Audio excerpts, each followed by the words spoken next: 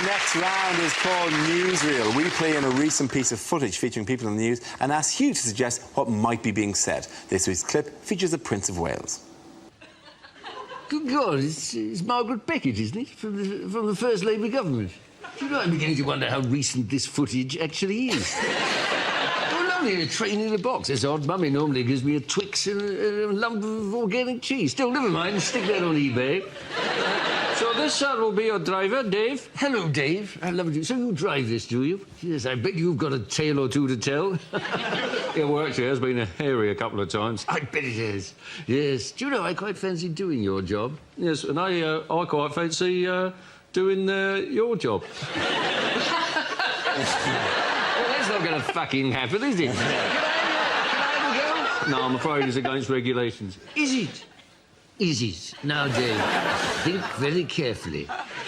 Yes, I think that's the right answer. Nobody wants to be force-fed organic biscuits. Anyway, let's have some fun. This is an impression. This is the British economy. It's going backwards. Yes, I'm here all week. Don't worry, I understand about trains. Now, tell me, Dave, can this go sideways? Backwards and forwards. It's backwards and forwards. Why don't we just concentrate on driving the train? So just push the lever forward if you could. It's a lever, is it? I thought it was an enormous licorice allsort. What do? Just push it forward, do I? Oh, yes, look, we're going. Well, this is a piece of piss, Dave. You're stealing a living. Yes. Oh, wait a minute. Hang on, my arm's stuck. I think, hang on, Dave, my arm's locked. David, my arm... Dave, my arm, I can't stop. My arm's locked. His arm's locked. My arm's locked. I can't... Oh, my God, where are the brakes? Where are the brakes? They're out of control. I can't stop it. Got you there, didn't I, Dave? I see you. Well done, you got us.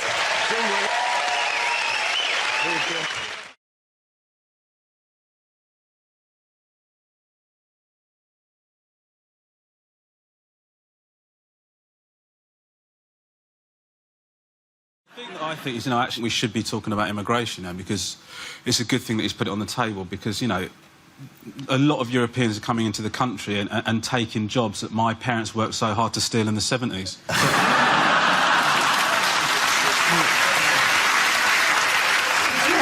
And, on behalf of the Irish, we were quite irritated at the time.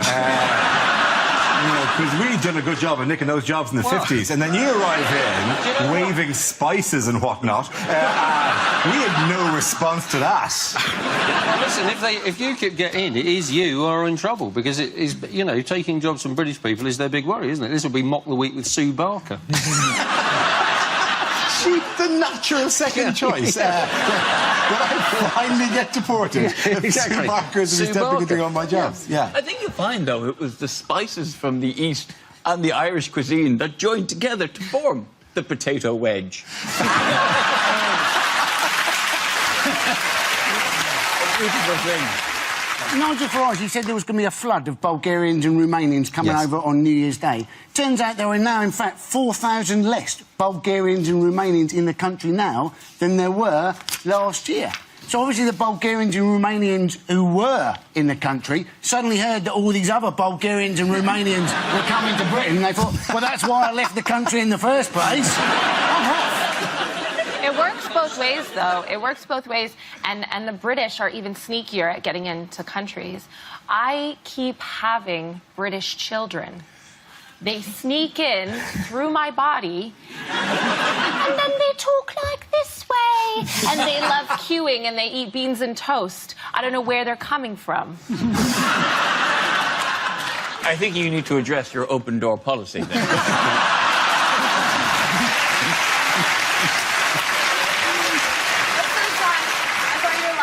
At me a couple seconds ago, but you just thought of that and were laughing at yourself and waiting to say it. I'm really quite pleased with myself. To be honest, he's still laughing at potato wedge. He's on a bit of a run at the moment. When Farage made these racist comments about Romanians on LBC, he blamed the fact that he was tired. And you're thinking, well, if tiredness is an excuse for racism, the Metropolitan Police must be bloody knackered, mustn't they? The other one he said was he felt uncomfortable on train. You get on a train out of London and you would hear foreign languages being spoken.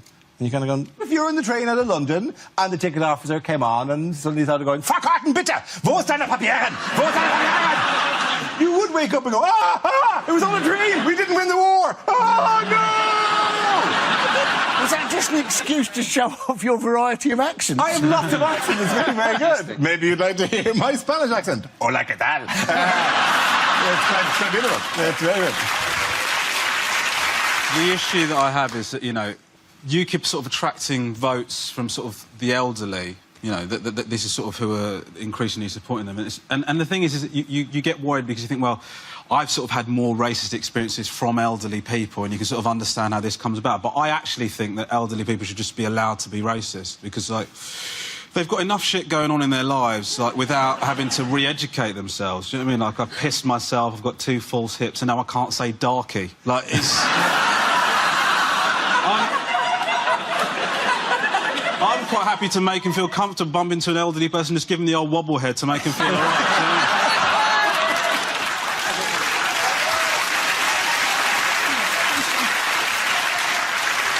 I don't mind that UKIP's on telly all the time, even though they've got no MPs in the House of Commons.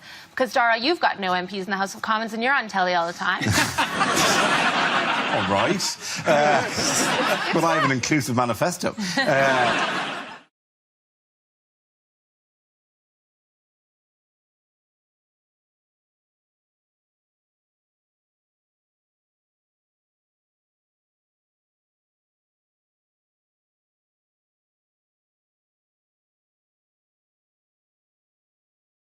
Things you wouldn't hear at the Olympics. The athletes will now go forward to receive their medals and complimentary prawn crackers.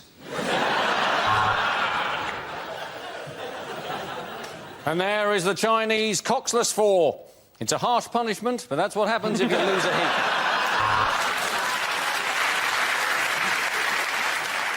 And look, there's Paula Radcliffe in a clown outfit holding a sparkler. We can't find a national anthem to Togo. We're going to have to use the Benny Hill theme tune. And that is a personal best. The first time I've managed to crack one off to the weightlifting. Oh, my God, things are really exciting here at the sailing. And there goes the bell. Someone has stolen the bell.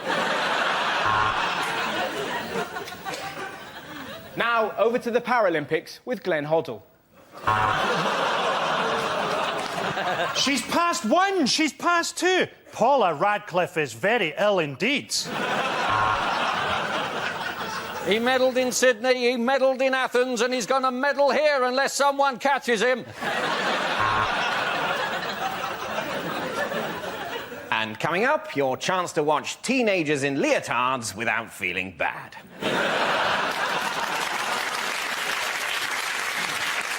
To show you just how polluted this city is, the javelin has got stuck in the sky.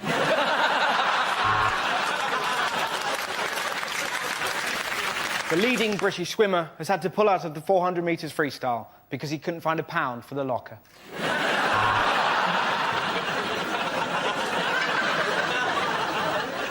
Well, we should have done better in the shooting, and this young team from South Manchester know it.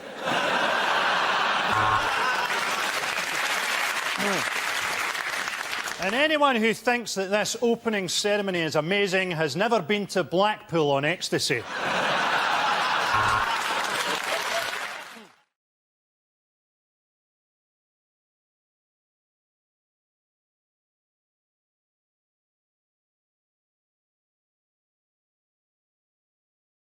Now we come to scenes we'd like to see, so if everyone can make their way over to the performance area, I'll read out this week's topics and then we'll see what our panelists can come up with. OK, here we go. The first subject is unlikely things to read on a health insurance form. Would you describe the condition of your heart as A, very good, B, mediumly good, or C, boo?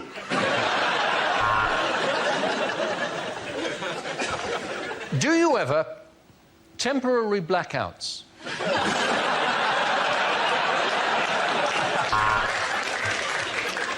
Do objects in the middle distance appear to be coming to me, to you, to me, to you. You may be suffering from chuckle vision.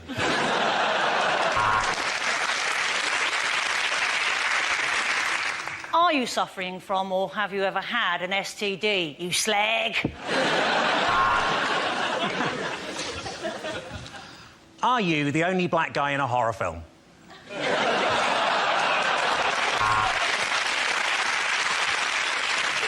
Have you ever experienced a burning sensation when you pee? Were you drunk at the time and holding a cigarette at the same time? Please describe your alcohol intake. Moderate, average, excessive, Glaswegian.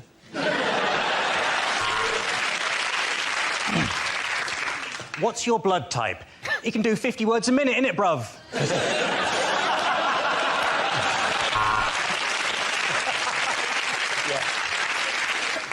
Buddhists, what was your last cause of death?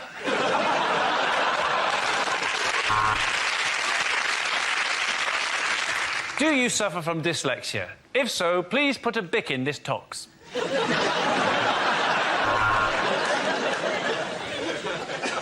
Do you smoke? Can I have one?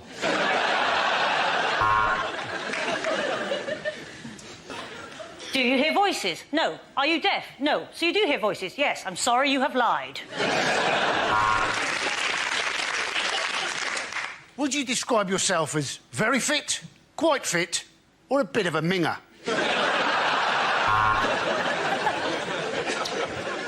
Do you suffer from dizziness, double vision, or seizures? Then why did you take a penalty for England?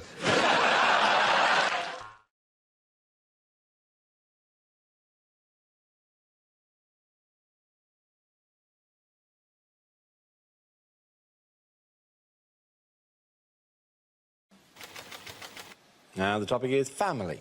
Oh, OK, fine. I did that run very well, didn't I? So, affording your own home is very difficult in today's climate. And recently, I've been forced to live with a couple. They're called Dad and Mum. And one thing that my parents' friends all like to let me know is that they are down with the pervs. They are down with the pervs. They love the pervs. And I'm gay. I'm gay. I don't know if I needed to explain that. Well, I say I'm gay. I hardly find the time. But... I mean, I'm a Gemini as well, but they don't get a parade. But the thing is, like, their friend, Les, wanted to come over and talk to me. Les comes over and he says, oh, Tom, I've got to tell you, right, my brother, he is gay now. Gay? Now, I mean, it sounded like he'd done an evening class and become a Pilates instructor. So he is, oh, yeah, my brother, he's gay now, and he's ever so worried about telling me, He said, oh, I've got to tell you, Les, I'm gay, Les. I thought, gay, Les? That's complicated, isn't it? I didn't know you could be both. So I'm gay, Les. And I just said to him, Tom, oh, don't worry, bruv, there's one on every bus. Which I thought was a very confusing thing to say, because as far as I'm concerned, all the gays I know use Uber. Topic is school. Oh, OK. I'm very good at that running. So I think education has changed quite a lot since I was at school. Now I know teachers have TAs in the classroom, but this was long before the Territorial Army got involved.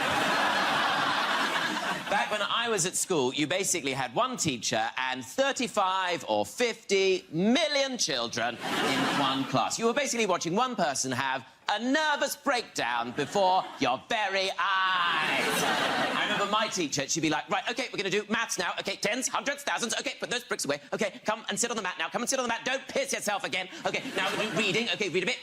Can you read? Right, doesn't matter. We don't have time. OK, now we'll do geography. Do you know where this is? Right, doesn't matter. We don't own it anymore. OK, now we're going to art. art. Okay, everyone, draw this thing. Okay, hold up your drawings. Okay, gold star for you, smiley face for you, house point for you. What does it mean? No one knows. Okay, now we learn about nature and the water cycle. Water comes up here, comes along here, falls down in your face. Now we're going to make a display about that out of foil. Okay, now we're going to learn a bit more about nature. Okay, everyone, go out to the playground. Go out to the playground so I can have a drink. Go out to the playground and get a leaf. Bring the leaves in. Don't bring the mud in, you stupid prick. Bring your leaves in. Okay, now hold up your leaves. Now draw your leaf. Now sketch your leaf. Now trace your leaf. Trace everything you can. Trace it. You've got to be able to trace. You'll never be able to get a job unless you can trace. Trace all day. It's the most important skill in the world. And colour in within the lines. No one will love you unless you can colour in within the lines. Maybe that's why he left me. Yeah, do a bark grubbing if you want, Lindsay, you show-off little bitch. All right, now take your leaves and put them on the wall and do them in the tip of a tree and do it nicely because it's for open day, which you don't understand, but my job depends on it.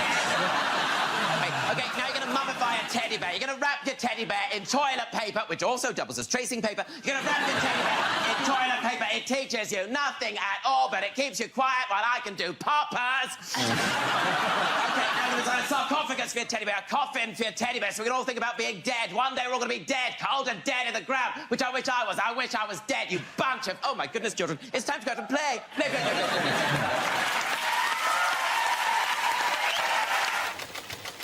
The topic is driving. Oh. I have to drive because I run like that.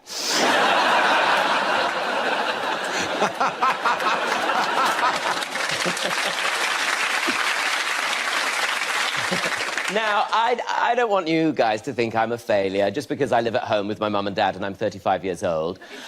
Because recently, one of the things I did is I finally passed my driving test. You would not clap if you'd seen me do it. I found the whole process very stressful, and I get quite nervous about it. And people aren't very much help when you feel nervous. Like I'd say, oh, I'm feeling nervous, and they go, oh, don't be nervous. Oh, thanks very much, I hadn't thought of it like that. Where I live, when you first pass your driving test, everyone has to go on this one rite of passage drive to an out-of-town shopping centre which goes by the name of Blue Water. And so I decided I wouldn't go on my own. I thought I'd take someone with me. I'll take my dad with me because I've got a good relationship with my dad, and I thought this would be a great way to end it. And, like, the last thing my dad taught me how to do was how to box. Yeah. When I was being picked on at school. Can you imagine? And he was just standing there going, it's all right, you're just going to punch my hands. Just try punching my hands. I was cowering in the corner going, no, Dad, no, I can't do it. I can't deal with confrontation. It doesn't sound right in my accent. My dad was going, oh, I thought you'd be much better at this. I mean, you've already got the silk dressing gown on and everything. So we're sat there in the car, right, and there's already a tension, and we're going along, and we come to some traffic lights, and they're red. That means you have to stop. I've done the theory test as well.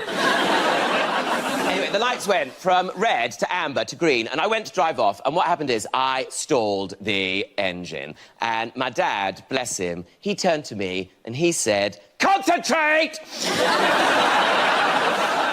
Which is such a calming thing to say. The first subject is parties. Hello. I get invited to parties. I get invited to hen parties quite a lot. I get invited as the token gay. I know. I never seem to get invited to the stag parties. I don't know why. Maybe people think I wouldn't be very good at zip wiring through North Wales.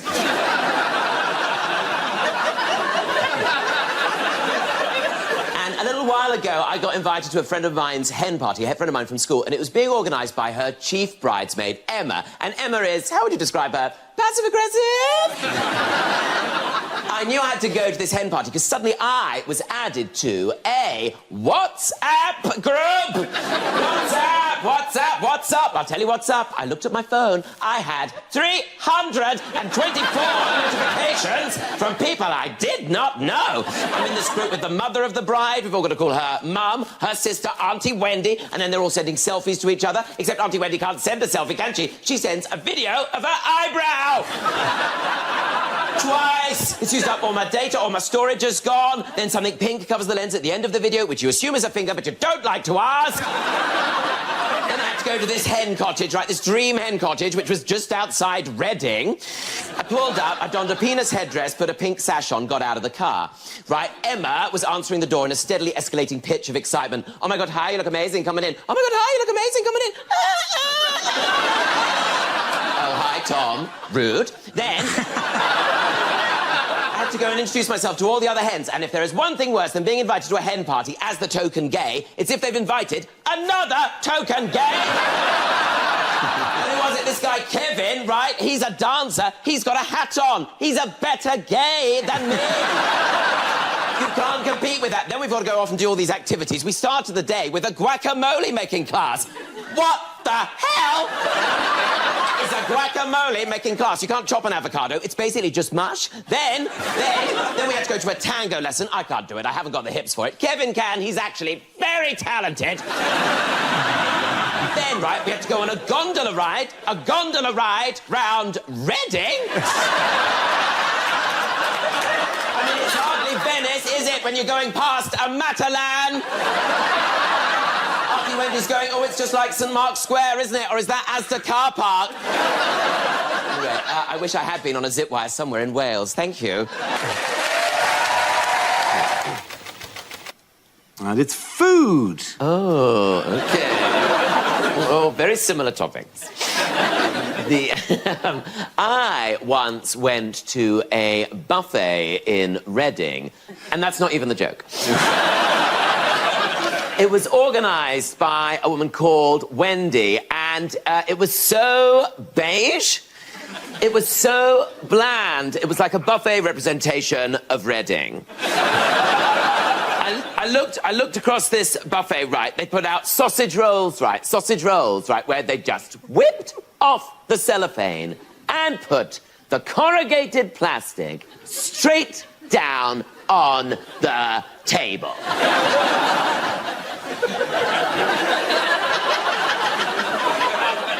Like we were dogs!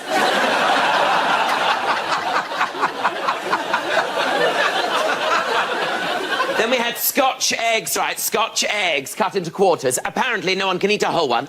Then we had breadsticks displayed in a pint glass. I thought I was at a fucking UKIP rally.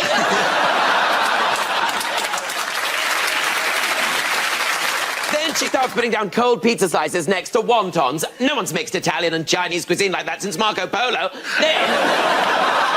Then she brought out the quadrant of dips. You know, the 4 dips. The 4 dips of the apocalypse. The white one. The other white one. Then there's a green one. What's that? Guacamole. Then there's a pink one. What's that made of? Sillet bang? I was just glad to have something made of some sort of colour. Anyway, it was a terrible buffet, but thank you very much, Wendy. The topic is exercise.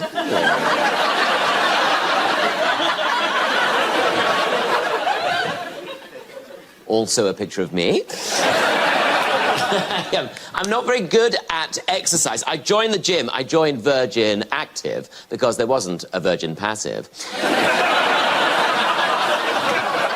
And I found the whole process very intimidating. Like, when you go in there, you're confronted with all the cardio area, like the cardio area. They call it cardio because that's where you go to have a heart attack. And then at the other end, they have what they call the free weights section, the free weights, which I have no business being in because it's for the bigger boys. The bigger boys go there all day. They're lifting things all day, trying to get big arms, trying to turn their arms into legs. And I think it all really started at school. Like, I didn't like doing PE at school. What would happen is, after assembly, one class would have to stay behind in the hall because they'd be doing gym. And I never found out who Jim was. The worst bit was if you had to use the apparatus. And the apparatus basically was this huge, terrifying cage which had to be buckled to the wall. It was so terrifying. And older children would have to come in who'd been trained by the army.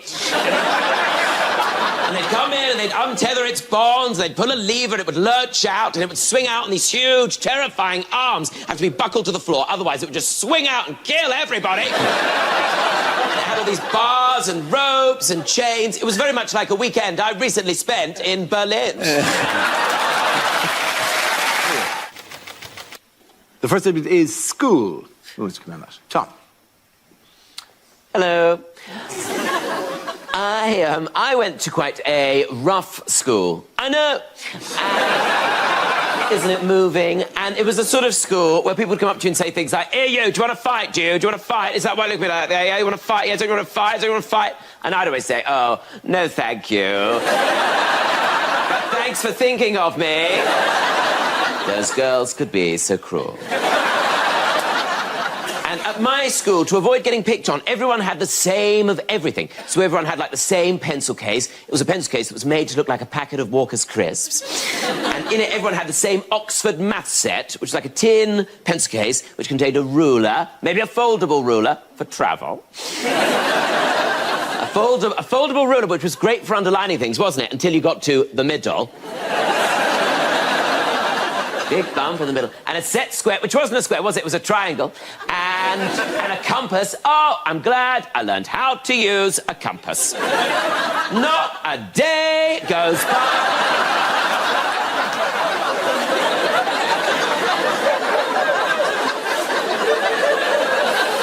It's a perfect circle. It's got a hole in the middle, but it's a perfect circle. And, like, when do you even get to use that math set? I mean, occasionally you'll get to do proper grown-up maths, or math as they call it in America, don't they? But we do it more than once.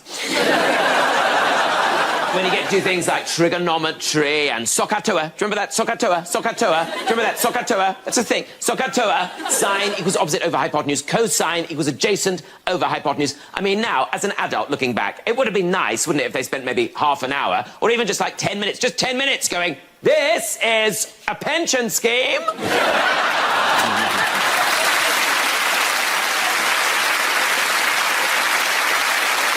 This is how you fill in a tax return. This is how you mend a broken heart. This is how you tell an estate agent to fuck off.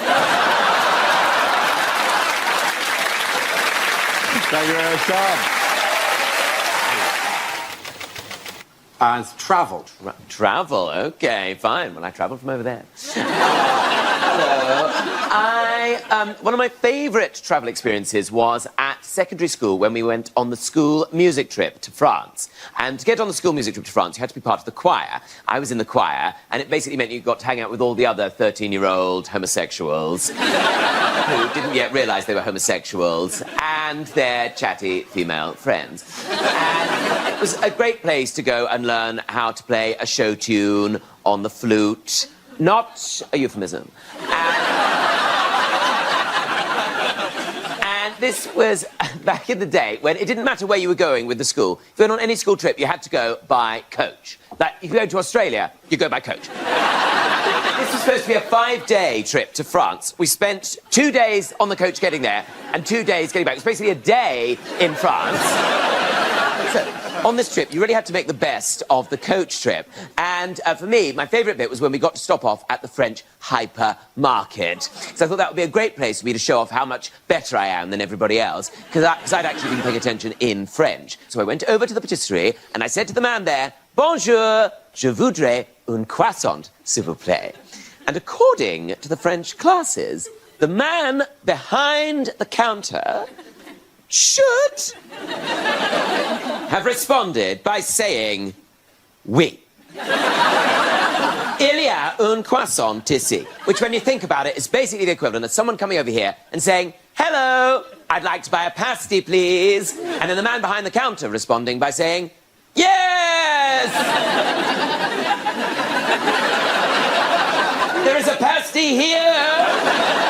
I'm not even mentioning that it's part of a meal deal. So I said, "Bonjour, je voudrais un croissant, s'il vous plaît." And then the man behind the counter responded in normal French by going, "Blah, blah, blah, blah, blah, blah, blah." I had no idea what he was saying. Blah, blah, blah, blah. I mean, my friend Kevin was no help. The only French he spoke was the French horn, which is a euphemism. blah, blah, blah, blah. I mean, I say they teach us how to speak French. Most of the time, they teach us how to sing it. I mean, I could have stood there and gone, quelle est la date de ton anniversaire? But the idea of a 13-year-old English homosexual standing in the middle of a French hypermarket going, what is the date of your birthday? What is the date of your birthday? Couldn't be any more absurd. So I just responded by saying, oui, oui, d'accord, d'accord. Ended up with 8 kilograms of ham.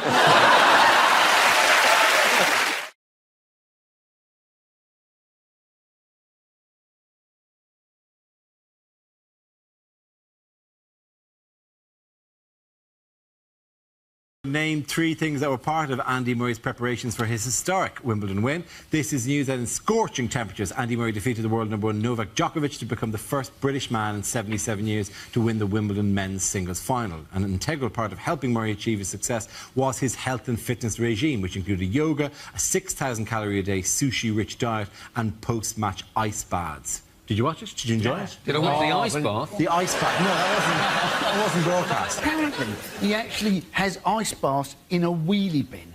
And I think that can't be enjoyable, can it? Particularly if he does it on a Tuesday and gets carried away by the cancer. It was a historic moment because it was after years of naysaying, years of doubt, years of, you know, can it be done? After 77 years, Andy Murray proved that Scottish people can operate in that temperature. I know, by the way, I know that last year Andy came into the studio after after not winning the final. It's kind of become a little tradition, and I don't want to make a big thing of it, but he's in the back of the room tonight there, enjoying the show so far, Andy, laughing away there. Yes, ha ha ha ha! Don't freeze frame it. It gives it away. Gives it away. We sent the invitation. He's had a shave since the final. It's amazing. We're laughing away. He loved that one. Did you like that one as well, Andrew? Do you think that's very funny? Laughing away. Very, very good. The fact that the bloke who was here last year behind him's come back again. Good to have him back as well. Good to have Terry there. Hiya, Terry. Good to have you here. Yes, he trains using sushi diet. And what they do is they give him a load of sushi and then he has to run around the conveyor belt trying to get it. That's been a major part of his training. That's why his training is so expensive. Those little plates add up, don't they? Man, sometimes they go, green plate, and he'll drop all the red plates and just go for green plates and get them instead.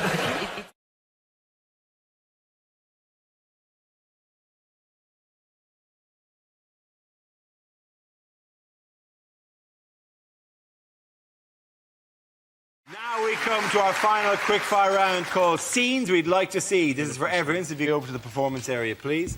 I call ideas for scenarios we'd love to see, and the performers come in with their suggestions. OK, here we go. The first subject is commercials that never made it to air. Masturbation. Are you getting your 5 a day?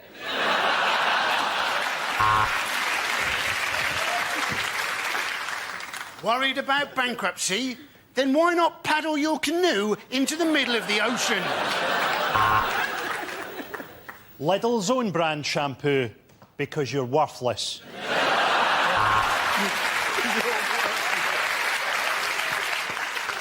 If you hit me at 40 miles an hour, there's an 80% chance I'll die. If you hit me at 30 miles an hour, there's an 80% chance I'll live. Stop trying to hit me.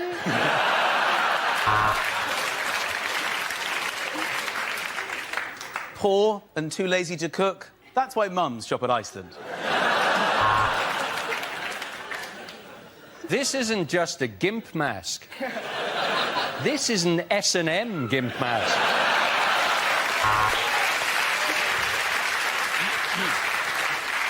Do your knickers feel uncomfortable on? Try Bacardi Breezy. You find flying boring? Fly Qantas, you might die.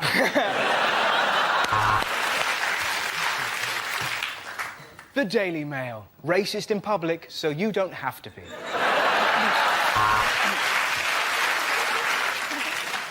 I'm Fern Britton, and this machine took 2 stone off me. It's a bacon slicer.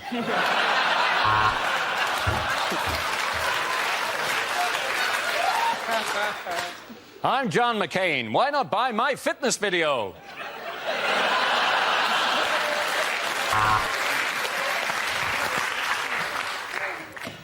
Are you thinking of drinking and driving? Remember, the M20 is surprisingly quiet on a Saturday night.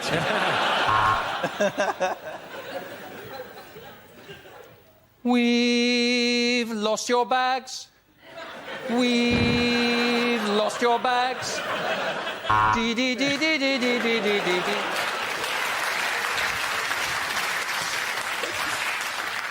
From Gillette comes the new Sensor Uber XL. For that closest ever shave. In fact, this one slices your face like a potato peeler. It's too close. Get the previous Gillette Sensor. It turns out we couldn't get closer than that one.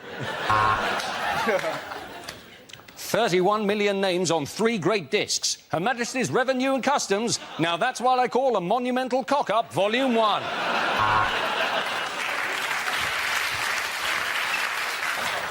Max Mosley doesn't do Nazi-themed orgies, but if he did, they'd probably be the best Nazi-themed orgies in the world.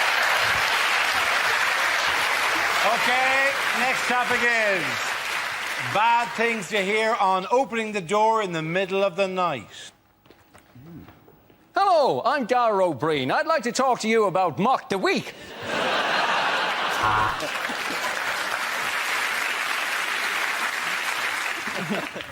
I'm back from my canoe trip. I saw a peeping Tom in your garden, but I warned him. This is my patch. I'll come to fix your washing machine. You asked for a call-out between 12 and 5.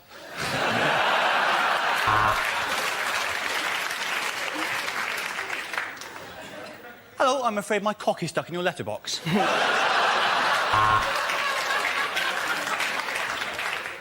Hello. I'm Max Mosley, and I've been a very naughty boy. I'm afraid your husband's been murdered. Could I borrow a shovel? Hello, I'm Gordon Brown. Just hold me. OK, at the end of that round, the points go to Russell, Mark and Andy!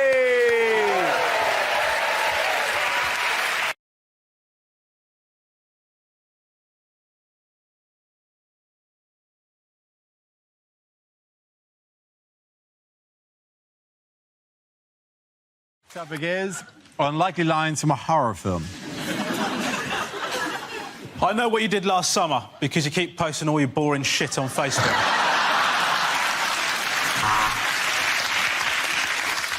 Gee, I'd rather you not say zombie. The term now is differently alive.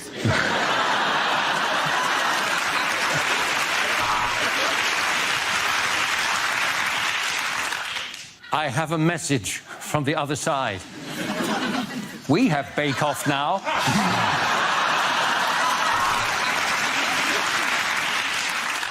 The ghost is trying to say something to us. Old Kent Road. Community chest. Go to... Sorry, I didn't have time to get a Ouija board. Oh,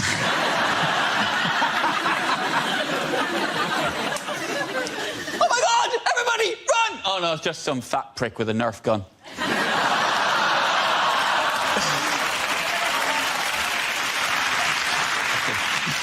I think you mean a broken Nerf gun. For example, this bit shouldn't do this. It's alive! It's alive! Oh, no, sorry, it is dead. I really am an awful vet. I'm afraid I have no choice but to kill you, because I've already chosen to shag and marry your 2 friends. 28 days later, a horrifying journey of a man going from Three Bridges to East Croydon with Southern.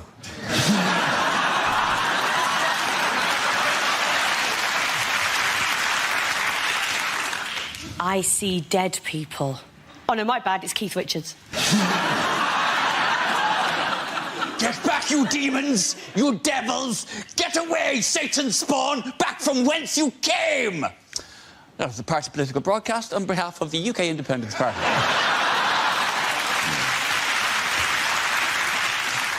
Here's Johnny, and then I'm going to put it on my willy, and then we're going to have sexy.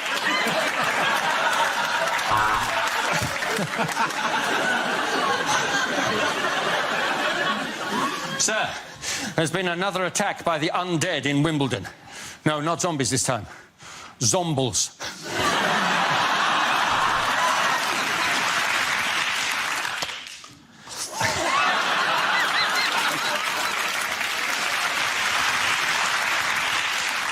A seance? No. I've been pronouncing it seance.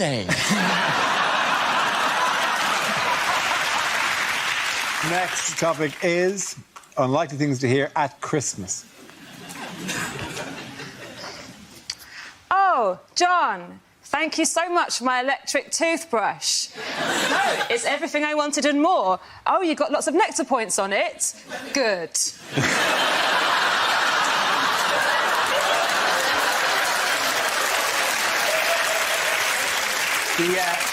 Do the fork and take a pew. This might run for a while. Yeah. Oh, Sarah. A holiday to Barbados? That's going to help in the fight against plaque.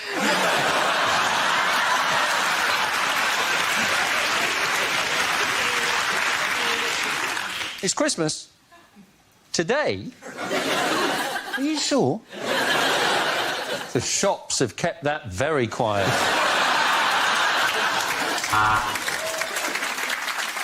Oh, look, everyone's eating all the nuts I've bought. I should buy some more.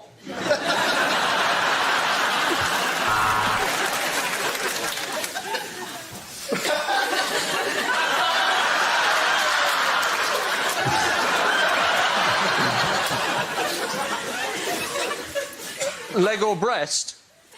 I'd really rather you just put your clothes back on, Greg. I'd just like to reassure everyone that the sponsorship deal will have no effect on this year's nativity. Now, Joseph, if you could just pop Jesus in the Pret a Manger.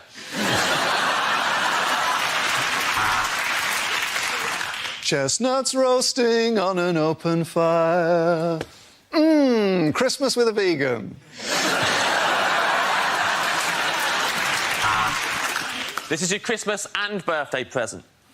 Yes, it is a turkey with 16 candles stuck in it. We always have a goose here at Christmas. I don't know why, really. Its conversation's terrible and it shits all over the floor. No, not calm down, Alfred. Did you hear what they were singing? Jingle bells, Batman smells. Not the original lyrics. They wrote that to hurt my feelings.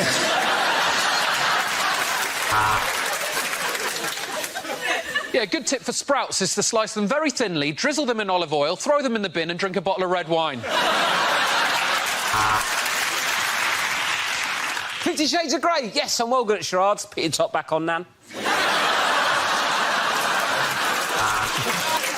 Oh, I just wish that Monopoly lasted longer. Yeah, I said it! It's a shit game! Yes, little Annabelle, I did say we were going to see the snowman, but I should have explained the snowman is what I call my coke dealer.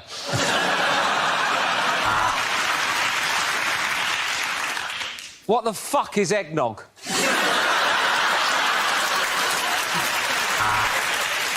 Boom, there you go. And I'm sending out Christmas wishes to everybody. Christmas wishes! Take my Christmas wish in the head! Go on!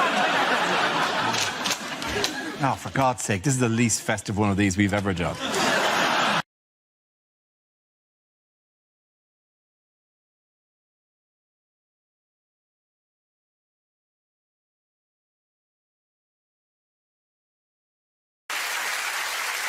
Now we play a round called Trumpty Dumpty Sat in a Wall. This game involves Angela and Hal. So if you could make your way to the performance area, please. This round's a stand-up challenge. I launched the wheel of news, and wherever it chooses to stop, one of our performers must step forward and talk about that subject. OK, here we go. Let's spin the wheel. This first subject is growing old. Who wants to come in on that? Angela. No, I recently turned 40, and I want to reassure anyone younger, turning 40 is really easy. My friend turned 40 recently. She made a bucket list, right? She said to me, "You're going to make a bucket list." And I said, "Do you know what I hear when I hear bucket list? I hear admin." That's what I hear. They're always so ambitious, aren't they? It's like, oh, I want to go to the Taj Mahal, I want to swim with dolphins. The only thing I could think of that I genuinely would want to put on my bucket list is that one day one day I'd like to put half a packet of biscuits back in a cupboard.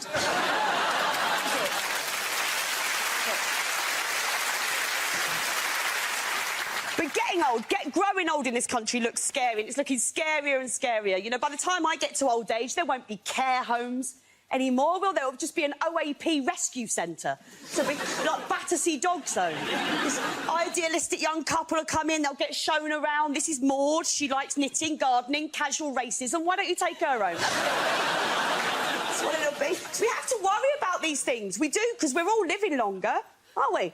There's so many 100-year-olds in this country now, the Queen's had to get a Moonpig account to keep up. This is my plan for old age. If I get there, right, if I get to my 80s, I am going to spend every single day doing Class A hardcore drugs. Why wouldn't you? Right, you don't have to get up in the morning, do you? Right? You'll never have trouble finding a vein. I'll tell you something, you might not be able to afford to heat your bungalow, but I bet you can afford to heat a teaspoon, then you won't give a shit how cold you are.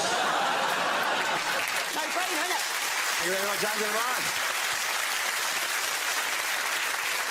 So that leaves us with Hal. Let's see what your topic is. Let's spin the wheel. Topic is nationality. Ah, yes.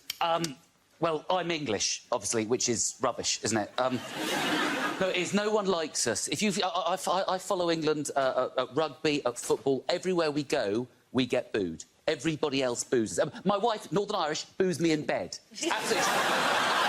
Boo! You're rubbish! Get off! You English are crap! It's not all English people, it's just me.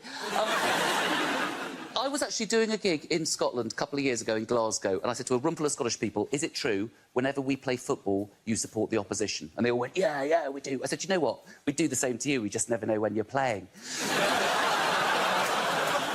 But I happen to think that sort of anti-English thing, and with Brexit, means the UK is finished. Eventually, in my lifetime, the UK is going to break up. I said I was a passionate Remainer when it came to Brexit, or Ramona, or my favourite one, a sneering member of the metropolitan middle-class liberal elite. I love being called that. I love being called elite. It makes me sound like we're like super troops, you know, that go around the area in a van, keeping it bourgeois. We all screech to a halt, we jump out, we take up our favourite yoga position immediately. That cafe's no longer serving decaf soya lattes! Destroy it! Say that word, quinoa. It's quinoa, you bastard!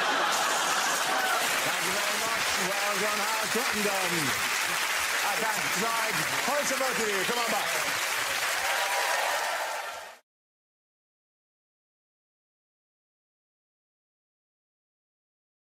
What has Trump allegedly put on hold? His trip to London. His trip to London! His trip to London. Oh, typical liberal BBC audience.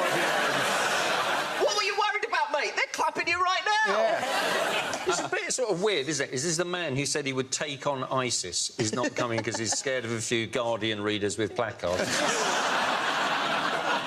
He's made a huge mistake as well. He's named the new British ambassador from the US is called Woody Johnson, who is perhaps the most American-named man of all time. You may as well have just gone, the new ambassador is called Hamburger Gun. The name Woody Johnson is essentially penis penis. Yeah. Oh, double dick rolling into town. Double dick's running late again. Always keeps you waiting, does double dick. The most American man I've ever met was a man who was called Randy Yanker. Genuinely called Randy Yanker. People don't know this, but Hugh used to be a porn star. It was used to be. Yeah. It was huge, Dennis, wasn't that the... You know what? This is a job for huge Dennis. That's right. Yeah. And Dennis is a slight misspelling. Yeah.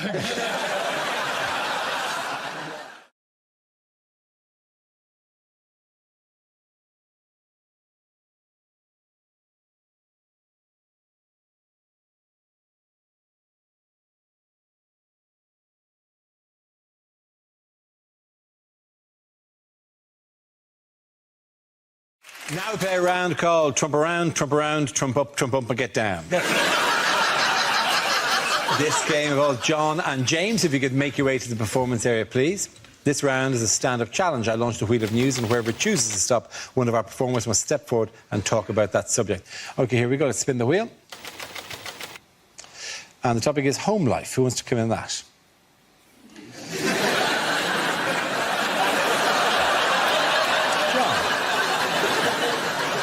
So, my girlfriend went away for 4 weeks to Australia, and in the run-up to her going away, she was very concerned about how we'd cope.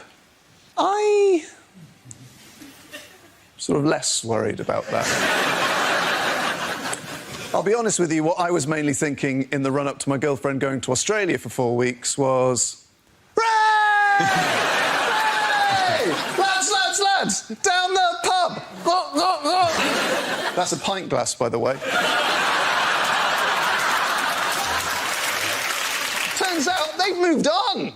Their girlfriends aren't away, their kids exist.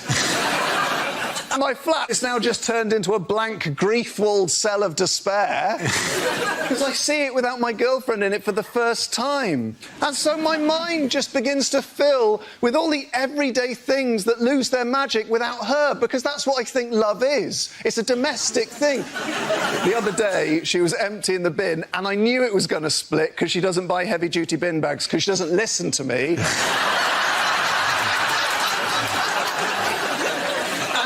She's lifting out the bin, and I can see the main sort of bulk of the refuse is staying there. Meanwhile, the bag itself is just stretching, getting clearer and clearer till it's little more than a shadow. And I think, well, that bag is going to split, but I can't tell her because I've learned. I hear this shrill cry. It's a sound that I've not heard my girlfriend make before, because I'm not much in the bedroom. And I thought, well, that bin bag split, hasn't it? Time to go and lighten the atmos with a few choice quips about why we use heavy-duty bin bags.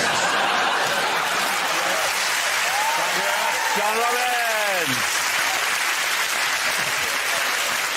OK, that leaves us with James. Let's see what your topic is. Let's spin the wheel. And the topic is cinema. Where you go? Speaking of the cinema, Sarah Pascoe's an idiot.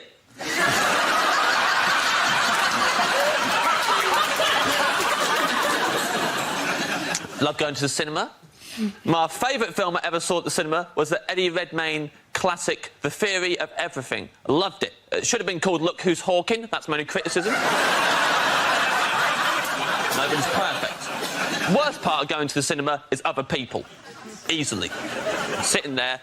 King of the Jerks is behind me. This really angry man. Had a go at me at one point because I was snacking. Get over yourself, Grandad. I'll do what I like. In his defence, I was eating a big bag of fortune cookies.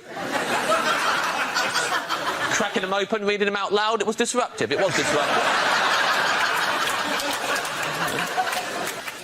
End of this film, man behind me goes, ugh, that's 2 hours of my life I'm not getting back. I thought, oh, got some bad news for this guy. Every hour of your life. Now you're never getting back. They're gone forever. Time is not refundable. Death is the end. And I know that because 5 minutes earlier, I'd read it in a fortune cookie. Thank you very much, James A. Carter. James and the poet's going to John Robbins.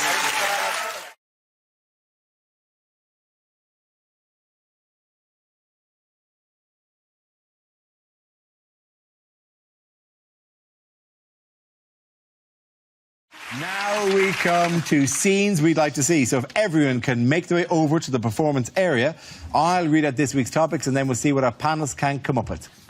OK, here we go. The first subject is things you wouldn't hear during an election campaign. I know we didn't follow through on all that bollocks we said before, but this time we really mean it. We in the Green Party think we've had a cracking election. Nobody's voted for us, but they've put all the election literature from us in the correct recycling bin.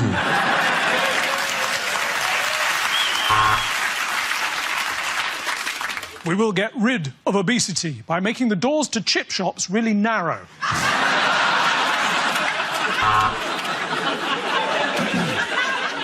I visited a factory today, and the man let me ride on the forklift. It was good.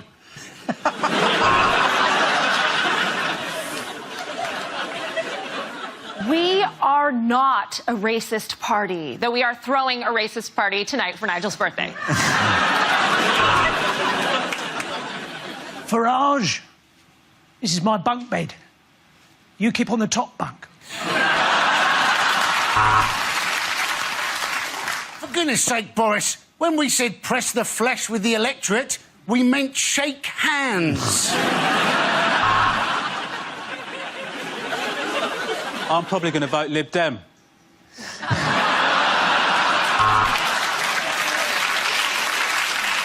I think the best way for me to explain why you should vote Conservative is with this rap.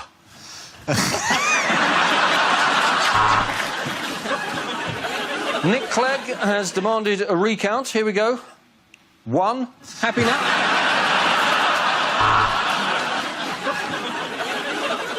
The public have spoken, and they said that I'm a knob. We will shorten the waiting list for eye operations by building hospitals on the far side of busy roads.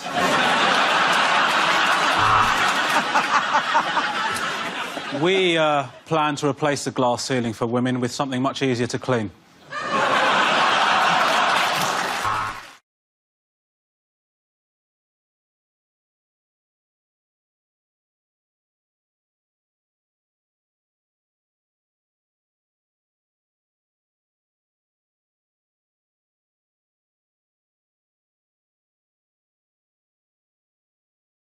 This round of the stand-up challenge, I launched the Wheel of News, and wherever it chooses to stop, one of our performers must step forward and talk about that subject. The winner is whoever I think is the funniest. OK, here we go.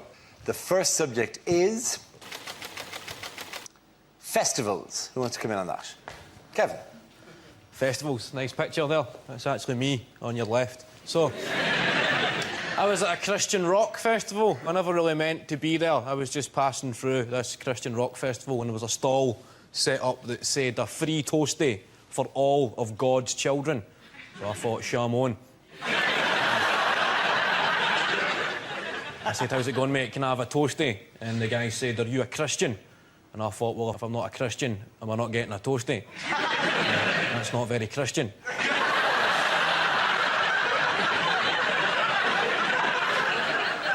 And with this, the guy crumbled and stood back to reveal a chalkboard, and he said, OK, you can have cheese or cheese and ham. And I thought, I'll just cheese, mate, because I'm a Jew.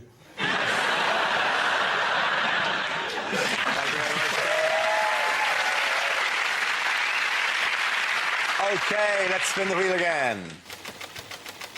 The subject is family. Who wants to come in on that? Russell. So, it wasn't easy growing up trying to be a little liberal kid in the most right-wing family in the whole of my town. My dad was the most right-wing person I knew, but always quick to point out, I'm not racist, but. That was the danger word. I'm not racist, but. Or the latest remix, which is even more innocuous and dangerous. All I want to do is have a sensible discussion about immigration. Yeah? Isn't it? All right, no one with that face wants a sensible discussion about anything. I just want to have a sensible little chat in the back of that transit van over there, yeah? Me and my brothers, the rest of your family, Mr. Woolham whatever your bloody name is, mate, yeah? Get in the van, right? My dad even managed to be prejudiced about my first car decision. How do you even achieve that? By British or German. Do not bring Crappanese onto my driveway, boy. Not only that, but I chose a hybrid car. Part electric, part petrol, papa. Right? Another question mark hanging over my sexuality. It's the noise of it when it drove off. Thanks for Sunday lunch. Bye, Daddy. Thank you.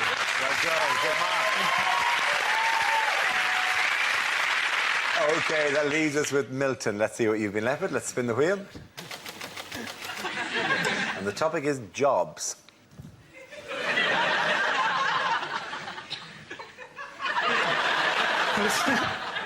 I used to work at a Christian rock festival selling toasties.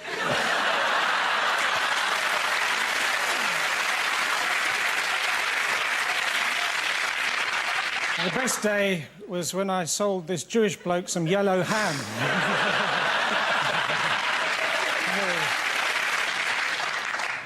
My dad was a dustman. I didn't like him coming to collect us from school, though. Not because I was ashamed he was a dustman, it's just you never knew which day he was going to come.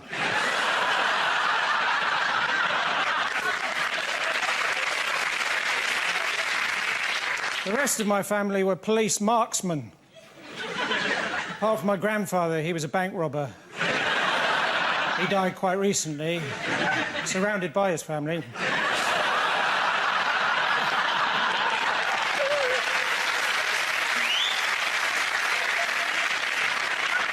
My uncle, he's a police frogman. No, sorry, he's a French policeman. I used to work in a supermarket. It was my job to hand out samples of things for people to taste. But I was asked to leave after the little cups of bleach incident.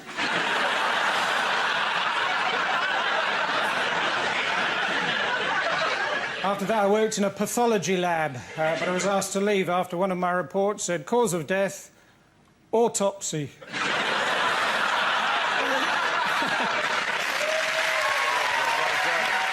Point to the end of the angle, Milton Jones! Come on back.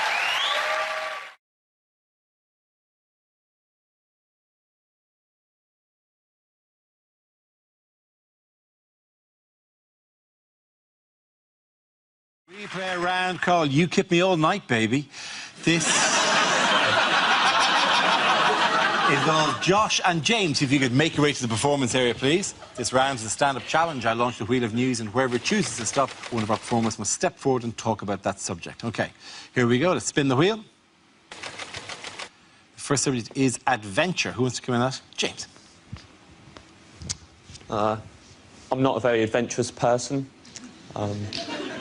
I've only ever used one side of a cheese grater.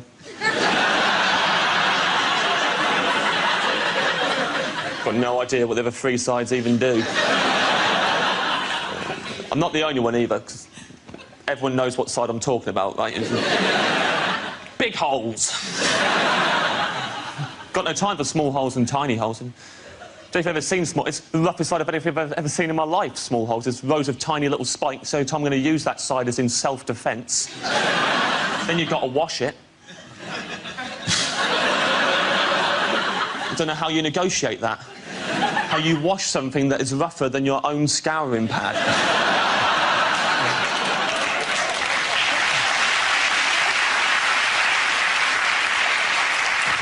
Interestingly, the only thing rough enough to wash a cheese grater is a second cheese grater. I refuse to believe that anyone has ever used the side with the three curvy slits in it. Don't need them. Get rid of them, replace with something I'd actually use in my day-to-day cheese needs. Like, for me, it'd be a device that in one smooth downward motion completely unwraps a baby bell. Someone told me the other day the three curvy slits they use for slicing cheese. Apparently. It's the word on the street. Now, if I'm going to slice cheese, my first port of call is seldom the grater.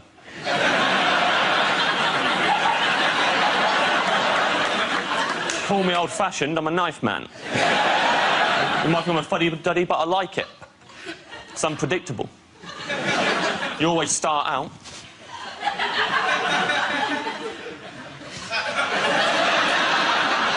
You're thinking, well, this cheese cutting's going excellently. Oh, yeah. It just passed the halfway mark and the cheese takes over.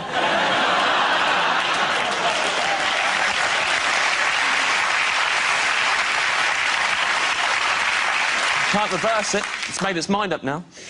And yeah, now you've got to slice the cheese that's half the size you wanted in the first place. But at least you got some stories.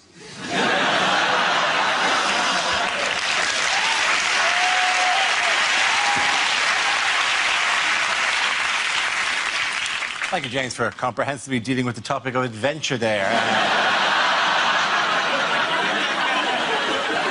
What, mate?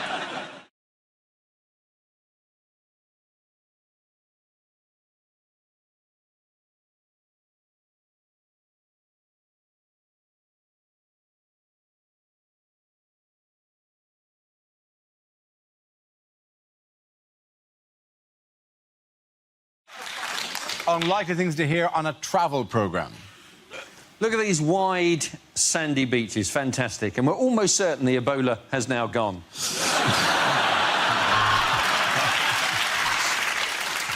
And the most wonderful thing about a trip to China is you get the opportunity to meet the child that made your trousers. Yeah, I said it.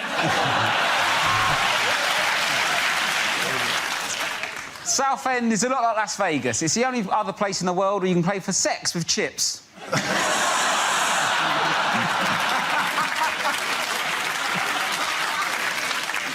This is Taiwan. I've given him a number because I can't pronounce his name properly.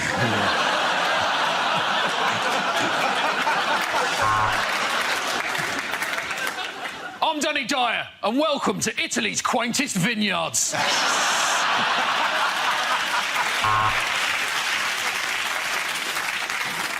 Now, if you are travelling to America, remember to pack some anti-sickness tablets, because this is where Piers Morgan lives. Running, cycling, rock climbing, you'll do anything to get out of this shithole.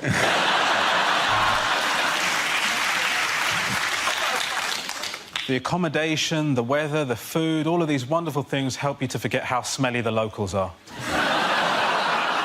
Yeah, I said it. Yeah. Today we got a flavour of Thailand with just a little bit of Iraq. I'm in a branch of Thai-Rack.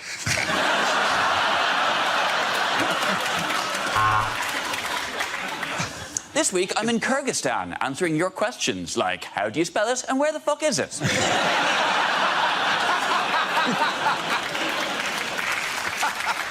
So, here we are in Lewisham. Now, it is a very impoverished area, but there's a lot to see and do if what you like seeing and doing is crime. This truly is the best way to see Portsmouth, while looking at a picture of it when you're in Paris. I'm almost certain my producer has got this wrong.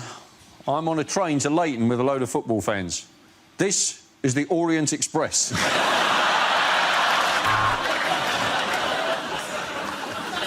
Something about travel. Yeah, I said it.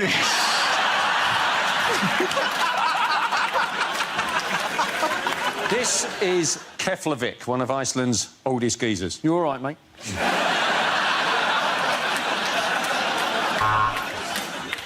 When you arrive, why not try island hopping, or as it's also known as river dance? When you travel, it's important to immerse yourself in the culture. So here I am in Malia, being fingered outside the Lamb and Flag. Very good.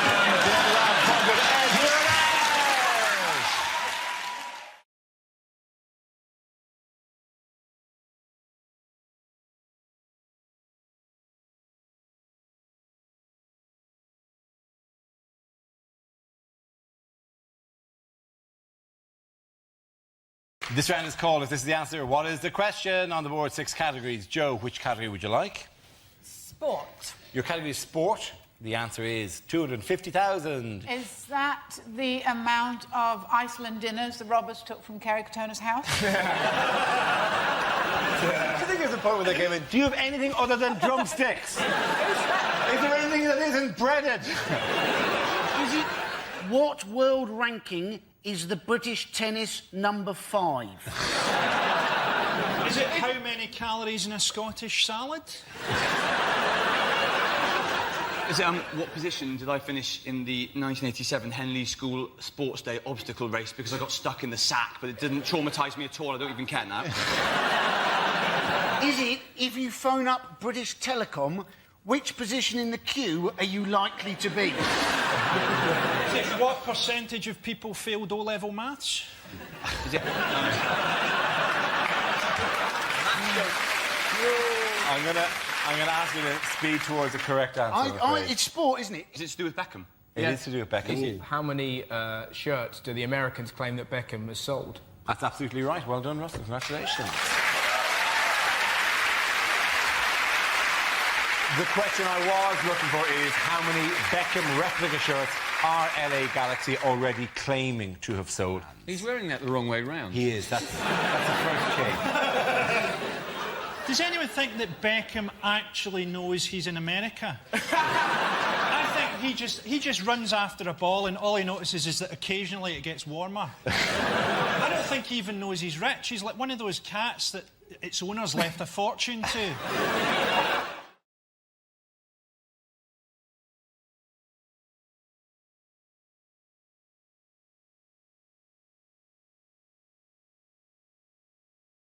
The next topic is things you won't hear your sat-nav say. Don't be angry, but while you were getting petrol, I shagged your iPod.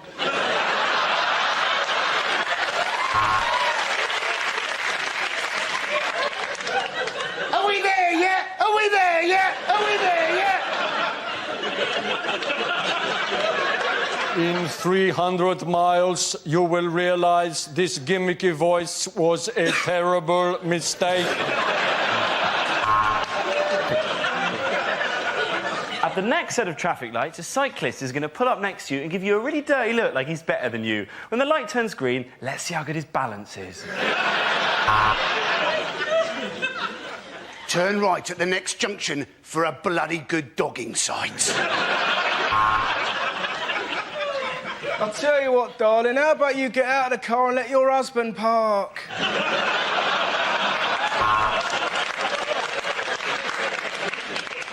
Turn right. Wrong. I didn't say sat-nav says.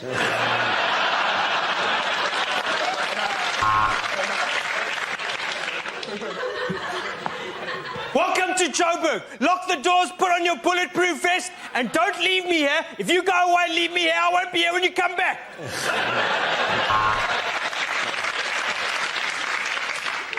Bear left, and over to the right, squirrel.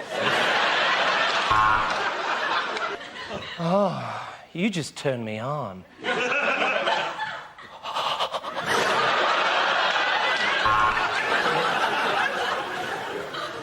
Hold on, I've got the map upside down.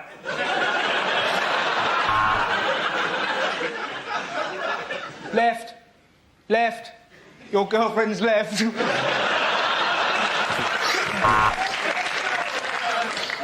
Next dinner party, you drink and I'll drive.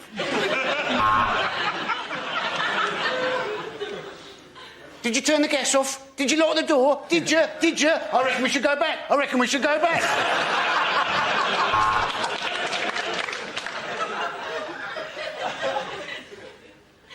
Where the fuck are we?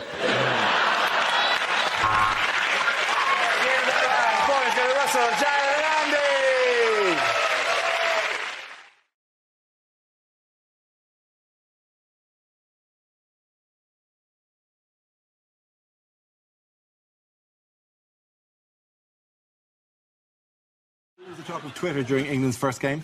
Mr. Philip Neville. Yes, it was Phil Neville. People were disappointed that he didn't have much charisma as a co-commentator. This is Phil Neville. He's not a byword. No one before that was going, well, my dream dinner party. Well, Martin Luther King, Gandhi, Philip Neville.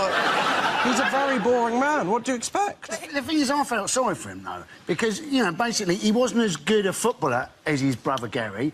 He's not as good a commentator as his brother Gary. You feel if Phil Neville entered a Phil Neville lookalike competition, Gary would win that. The only person who thinks that Phil is better than Gary is Ed Miliband. And he tries with music. Does that mean an inspiring piece of music? The ITV music in particular is just a guy going, Brazil. And they put the rest of the song out. It's like, it's a really good song. It's a really famous samba song, that one with like, dun dun dun dun dun dun dun dun dun dun. No, we don't want the bit. We just want the bit where you go, Brazil. I like it. Obviously, I've loved the Brazilian rhythms. Yes, obviously. Obviously, I look at you and I think, here's a man who loves Brazilian rhythms.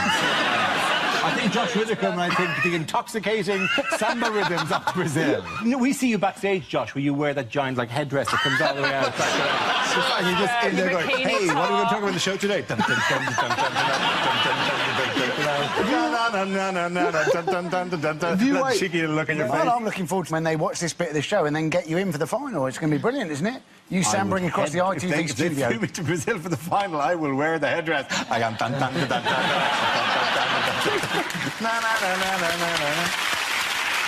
Oh, you're happily wear.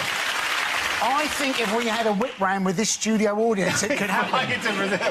I'll just go to the beach behind the ITV studios. Dun dun dun dun dun. I will not go! I will not go! It's a public beach! Dun, dun, dun, dun. Carried on! Dun, dun, dun, dun, dun. Climbing up the glass window behind the BBC studio. Bam, bam, bam, bam, bam, bam. Oh, yeah, I love that. How do you do that? The England football team, they had all their passport numbers revealed, didn't they? They got them given out. Apart from Wayne Rooney, who doesn't, in fact, need a passport anymore since he's been chipped. So...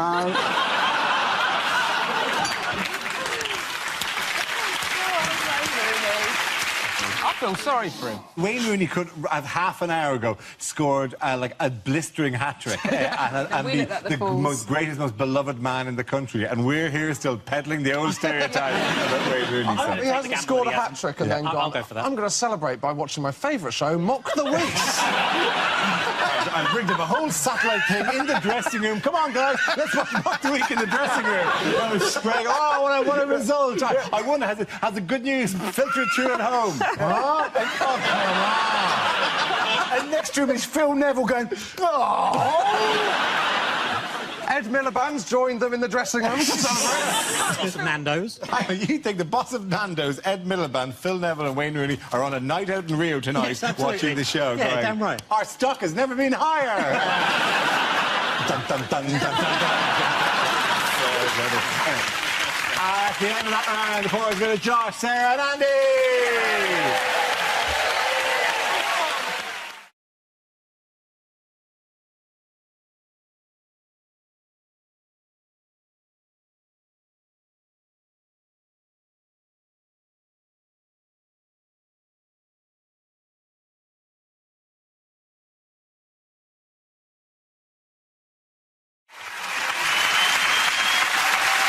All right, the next round is called If This Is the Answer, What Is the Question? On the board are 6 categories. Catherine, which category would you like?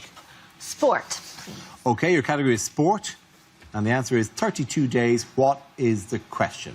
Is it at what age was Ramesh able to achieve a full beard? It's a celebration. It's a celebration of your culture. Is it, according to the people I recently bought a couch from, how long is 10 working days? Is it due to BBC budget cuts? How far into the future is Doctor Who going to be travelling in the next series? How long was my friend Lee in hospital when we saw the sign for Burnley? Is it how would Joey Essex describe a fortnight? The total amount of time that an average Big Brother contestant has spent in full-time education. How long does it take the elephant man to exfoliate? Oh, what? Yeah. Too soon? Yeah. According to his tax return, how many days did Gary Barlow work last year? Is it the number of days before One Direction can safely give a urine sample? Can you think of a rhyme for songs of praise? They're really getting I think I've actually genuinely lost my mind. OK, can we need to move towards the correct answer if we can, please? What length of menstrual cycle would keep you permanently nervous?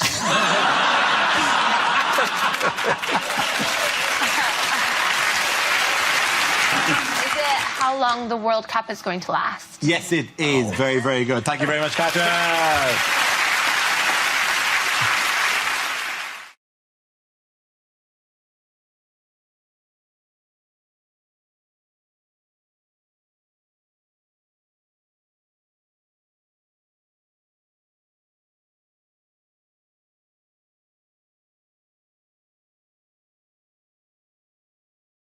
Our next round is called If This Is the Answer, What Is the Question? On the board are 6 categories. Rod, which category would you like? The media, please. Right, the media, OK. The answer is 1 million. What is the question? How many Asian children are Brad and Angelina planning to adopt? Is it, how many times could I punch Adrian Chiles in the face without making him uglier? Is it in a poll of 1 million people? How many people hate Cristiano Ronaldo? Is it... Yes, clearly neither he nor his mother were in the poll then. No. Is it how many men will take their kids to watch Harry Potter this week simply to see how Hermione's getting along?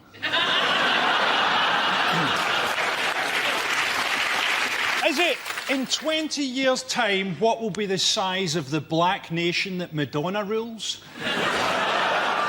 Is it, how many nectar points do you need to get a set of tumblers? How much of the money that Amy Winehouse made from the song Tried to Make Me Go to Rehab has she spent on rehab? Is it by what percentage would the situation in the Middle East be improved if we gave George Bush to the Taliban?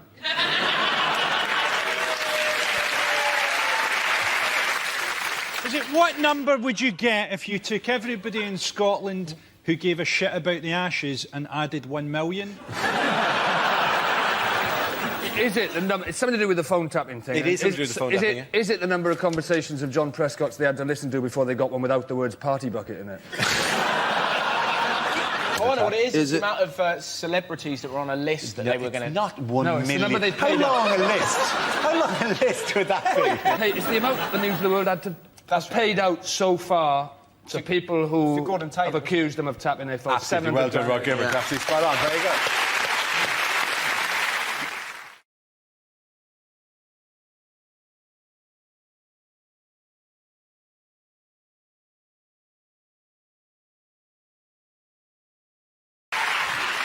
Questions omitted from the British citizenship test. Can you fly a plane? Can you land a plane? Pat Butcher, shag or die?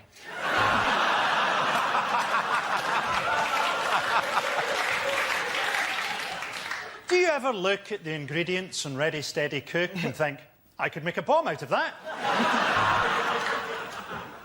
Is there any chance you could represent us in the 2012 Olympics? In which case, you're in. Boris Johnson, true or false?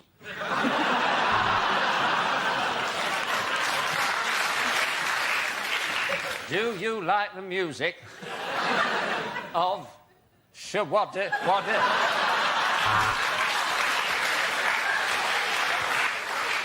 On this map of Britain, can you point to where Gloucester used to be? Are you paying too much for your car insurance? OK, let's leave it at that. Point to Frankie, you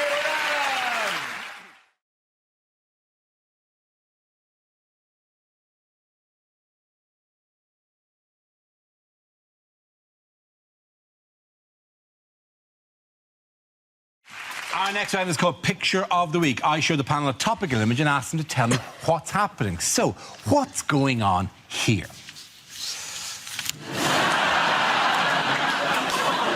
Is it Murray showing Tim Henman how bath time is different? Is Andy Murray going to be cryogenically frozen and then brought back when Novak Djokovic has retired? Sorry, Andy! I know what it is. Andy's from Scotland. They don't get too much sun over there. He's enjoying the reflection of the trophy.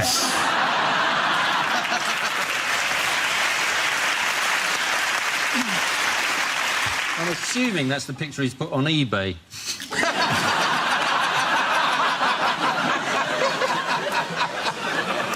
He looks like a centaur. He's like his legs bend backwards in that bath. That must be why he covers the court so quickly. If his legs... You can never love me, my friend. And he always plays on centre court. Yeah, bravo. That trophy, you could fit your head inside. Have you toyed with putting your head in the trophy and playing Nightmare? Oh, my God, amazing. I haven't, actually, no. When you get home, you are going to have the time of your life. Have you put the baby in the trophy? Have you put the baby in the trophy? You've surely put the baby in the trophy. She doesn't fit. Oh, it's the baby. We tried, but... I'm delighted to hear it. Of course you had it.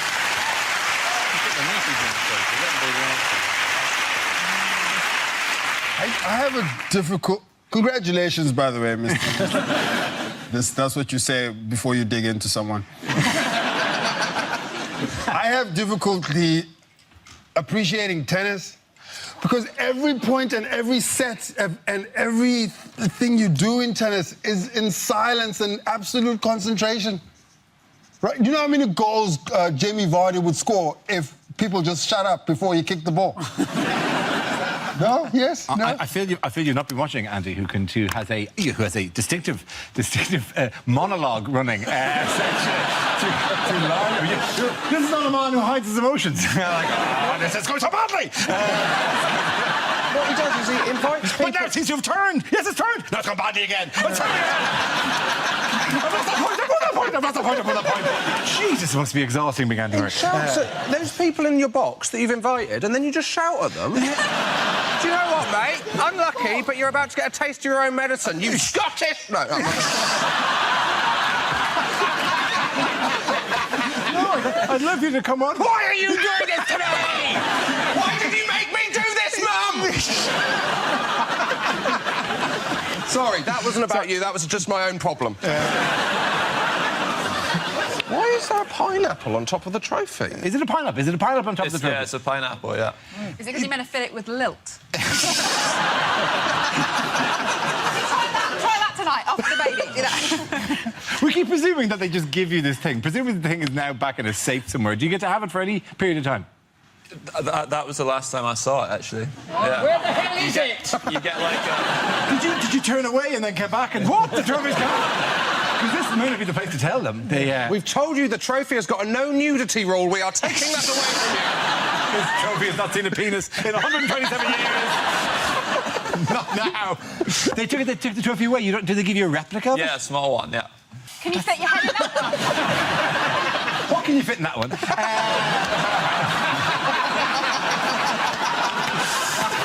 No, cut the mic out. You need it. Does anyone wish to answer further questions? Sorry, the lights go down. What are you meant to be answering? You were supposed to actually go, what's going on here? I think we've blown the gap. We know what's going on in here, right? So, what's going on here is we're offending the only person that's done anything good in Britain this year. That is very true.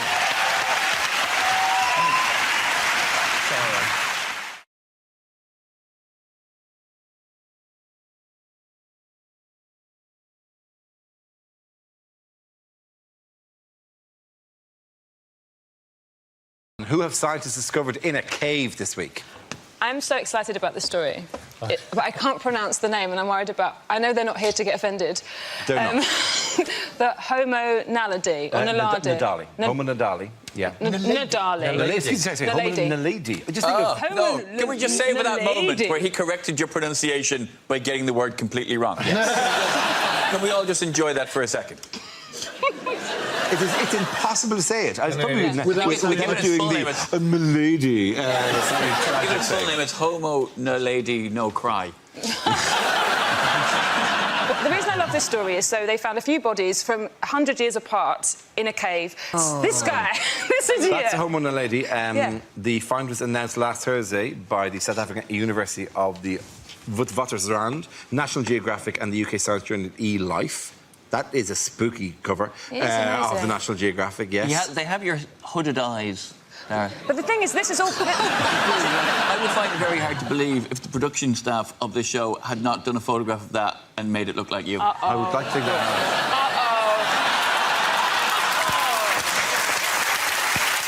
Why? No. I'm not doing the face. I am not doing the face. Well, listen, I'll tell you Hold one the thing. face. I am not getting on that megabus. Now that, I think, is a thing. I think we know where this is going now, don't we? Yeah, there we go.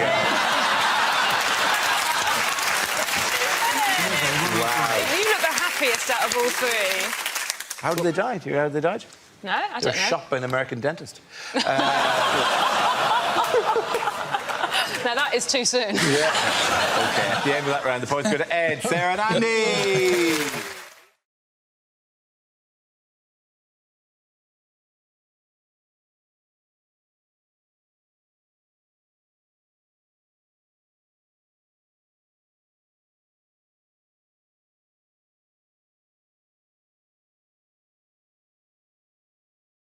We come to scenes we'd like to see, so if everyone can make their way over to the performance area, please. I'll read out this week's topics, and then we'll see what our panellists can come up with. OK, here we go. Our first subject is things you won't hear at the World Cup. No one's guaranteed a start in this England team. The only thing that's nailed on is Wayne Rooney's hair. Oh, that was a horrible two-footed lunge, but it was the only way I could shut Phil Neville up.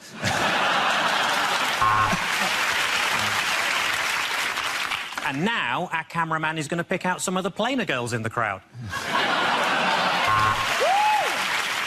Let's have a look at possession. Yes, 7 Colombians have been arrested for it.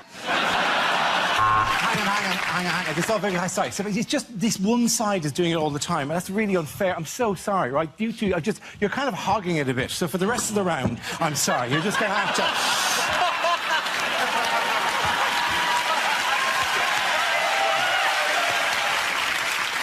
Things you won't hear at the World Cup. Dun, dun, dun, dun, dun, dun, dun, dun, dun, dun, dun, dun, dun. Sorry, excuse me. It's the first time that most people have ever seen Dara's legs, ladies and gentlemen. That's Messi! Oh, Messi! Yes, Wayne Rooney should never have a half-time orange unsupervised.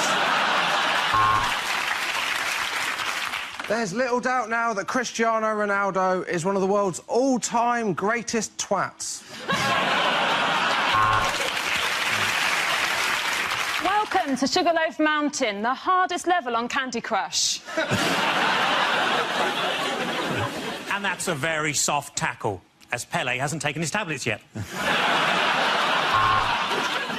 Is he the finished article? That's the question. He did very well against Italy, but Sterling has traditionally performed very badly against the dollar and the yen. And now we go over live for Nigeria against the Ivory Coast and our commentator, Ron Atkinson.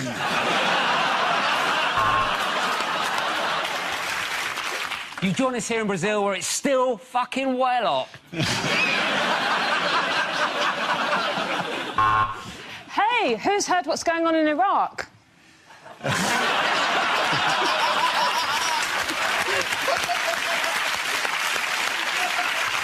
There's 6 Brazilians in the wall and 2 in the foundations. That's the mafia for you. 4 years later, Paul the Octopus is back. And what a stew he made. Andre Pirlo, the only player in world football to be named after the Palestinian Liberation Organisation. There you go. OK.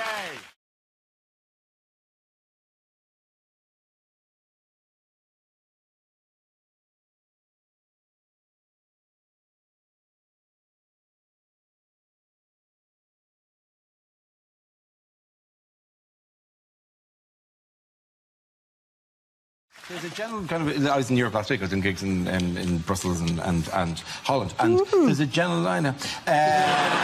There's a general sense of, why...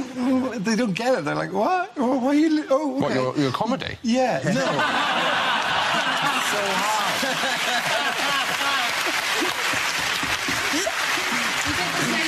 They paid for their tickets. That's it. They're not getting money back. Apart from the man who came up to me in a chocolate shop in Brussels train station and then said, "The weather is very good, isn't it?"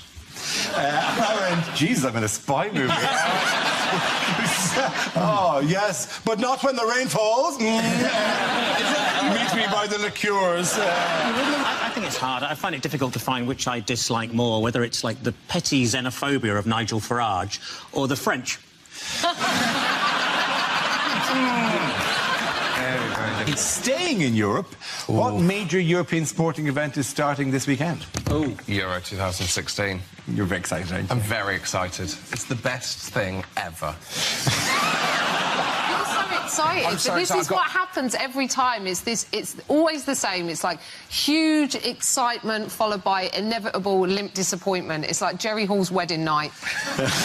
Even that photo of men getting on a plane. I've got not getting on, goosebumps. mate. They're getting on in the very wrong way. That's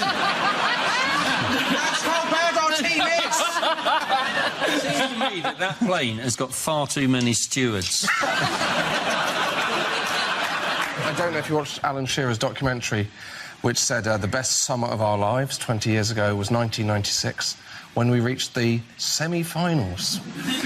That is how shit we are. That we're doing documentaries about when we reached the semi-final. Germany aren't doing that. They're not doing documentaries on things. They're not doing documentaries on the time they came second in a war.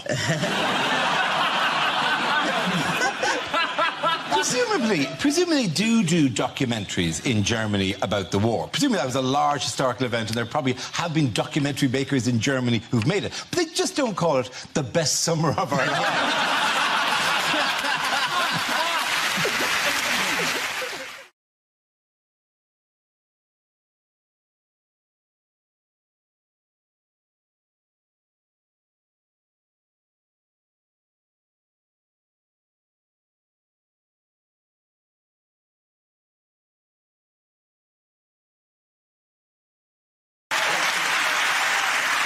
Now we come to scenes we'd like to see. So if everyone can make their way over to the performance area, I'll read out this week's topics, then we'll see what our panelists can come up with. OK, here we go. The first subject is unlikely small ads. Hello, my name's Ads.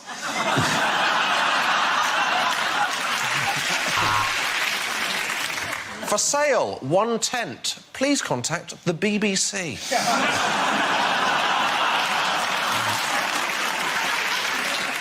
Genuine single man looking for a relationship.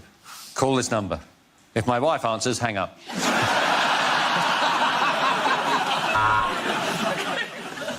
Free to good home. Fucking printer.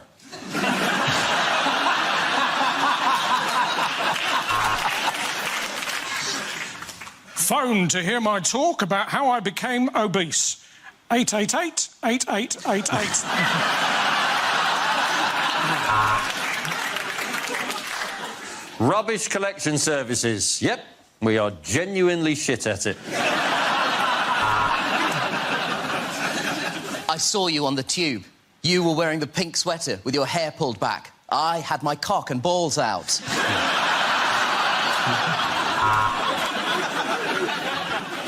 Do you want a hard-working plumber for a reasonable rate?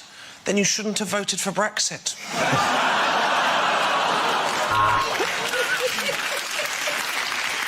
Learn English on Owner Home. Good examplings, quick books, disbelievable price. You buy?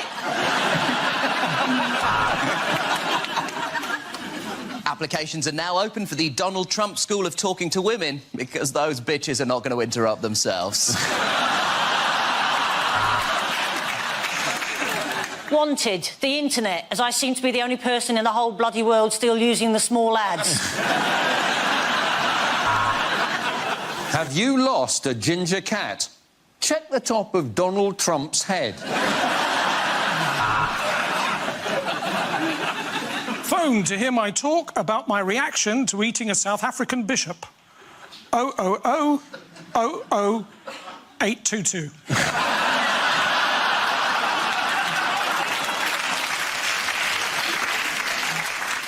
Respectable middle-aged lady would like to meet gentlemen for cosy nights in, country walks, theatre visits, and occasional eye-popping anal.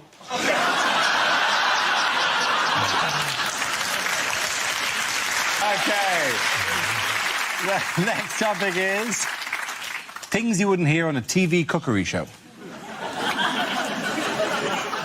Hi, I'm Nigella Lawson, and before I bake any cake, I like to chop my flour into lines. You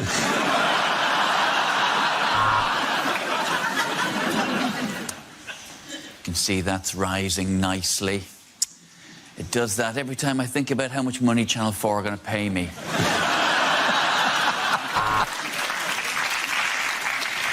Hello and welcome to Can't Cook, Won't Cook. Today we won't be making anything. Goodbye. Coming up next on Saturday Kitchen, whatever we want, because we know you're too hungover to change the channel.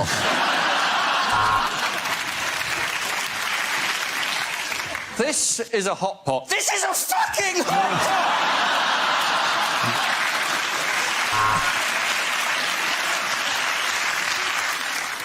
So, if you want to bone a chicken, what you need to do, take it on a couple of dates, and then invite it back, put on some romantic music, and let nature take its course. There is a bit of a problem on this week's food and drink. I've finished all of it.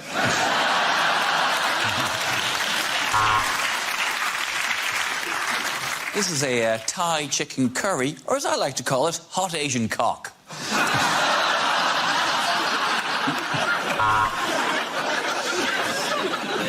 OK, Sam, let's see what you've brought in your bag of ingredients. It is a pint of wine and a large Malteser.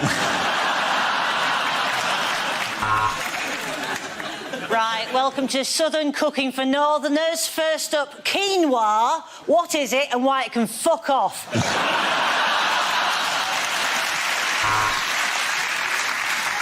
Well, if you're going to pop it in, don't forget to cover it first. I didn't, and that's why I'm making paternity payments. Hello, I'm Greg Wallace, and this series of MasterChef, we won't be using plates. We'll just be eating off my shiny, shiny head. Hello, it's Nigella Lawson here again. I'm just going to say the word spatchcock for no reason. Spatchcock. Anyone can make this. You can't, Beatrice. Sorry, you can't beat rice. Let's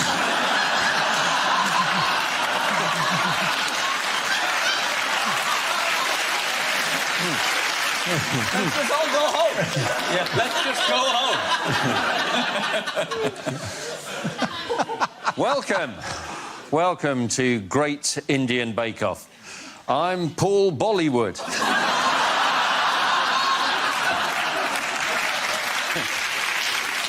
Hello, I'm Jamie Oliver. Welcome to my new show, Stick a Bit of Fucking Sugar in It. OK, at the end of that round, the points go to Nish, Zoe and Josh.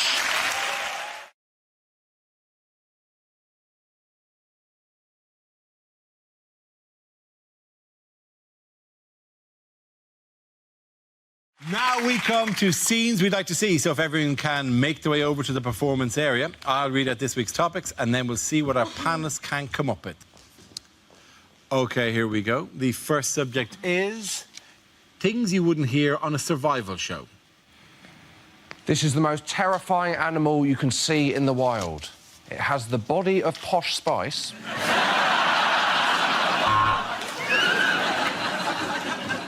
Of course, if you're on an expedition, you must always make sure you boil all the water. Now, this can really slow you down if you come to a lake.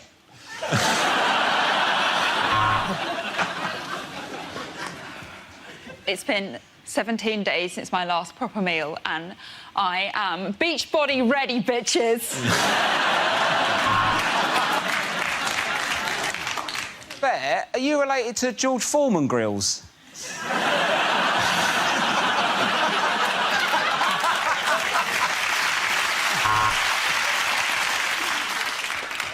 I've not had a bath for days on end. And that's because Rob Beckett's dad is in there.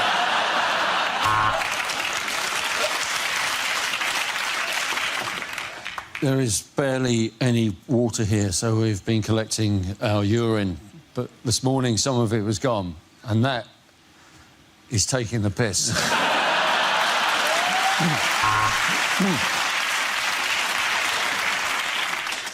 Spent 3 days in the jungle with nothing to eat but raw caterpillars. I remember the moment I walked back into civilization. Whew, there are a few butterflies in my stomach, I can tell you. When I was thirsty, I was forced to drink my own urine. I'm now hungry and dreading dinner.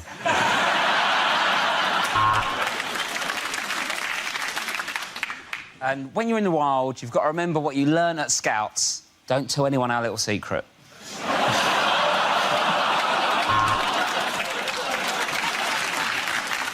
Well, night is falling, it's raining, and I'm in the shelter, but it still feels dangerous here. There are 6 teenagers staring at me, and the bus doesn't arrive for 20 minutes. If you suddenly see a bear extremely close to you, the best thing to do, stand stock still. Pull down your trousers and just let it have sex with you.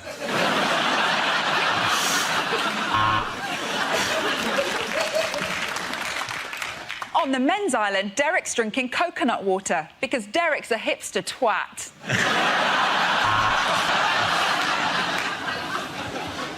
After 3 months totally alone on the island, it's amazing that John hasn't gone mad. Isn't that right, John? Yeah, it is, yeah.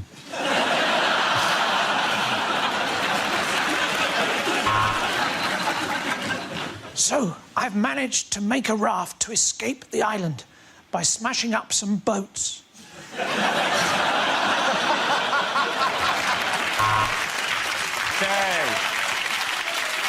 The next topic is unlikely things to hear over at Tannoy. Ladies and gentlemen, good afternoon and welcome to Waitrose, you smug, rich pricks. This is not a drill. I repeat, this is not a drill. Would somebody please go to the power tools aisle and get me a drill? If you see an unattended bag, please don't report it. Remember, you're in world of luggage.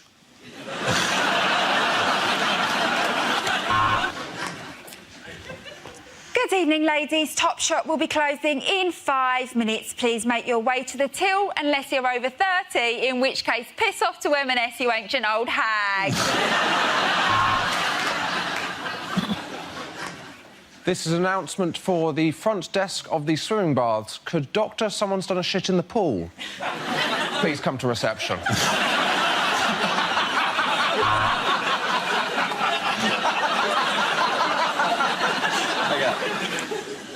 Would the couple having sex in aisle 2 please stop? Spillage in aisle 2.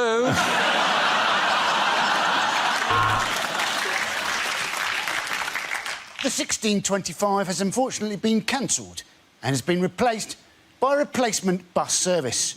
EasyJet would like to apologise for all passengers who are going to Greece. I only work in the post office for the crumpet. Watch this. Widow number 2, please.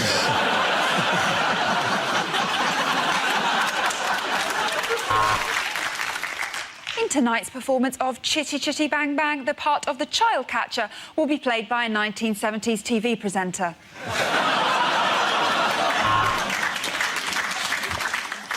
Welcome to Sexist Airways. I'm just going to pop on the seatbelt sign for a moment because we're swapping to a lady pilot.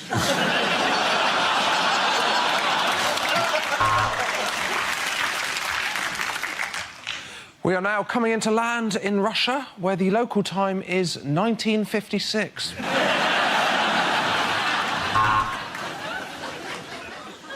Welcome aboard the one-way saga service special to Switzerland. Just trying to have a laugh.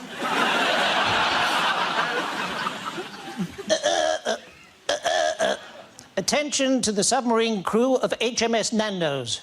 Be careful not to burn your eyes on the peri-periscope.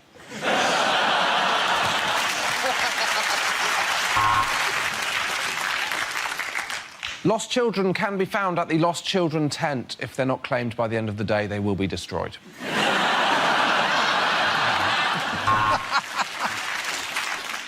Welcome to Megabus. Things haven't worked out quite as well as you were hoping, have they? Welcome to the sexist supermarket. Checkout number 3. Okay, at the end of that round, the points go to Josh Hewitt Milton.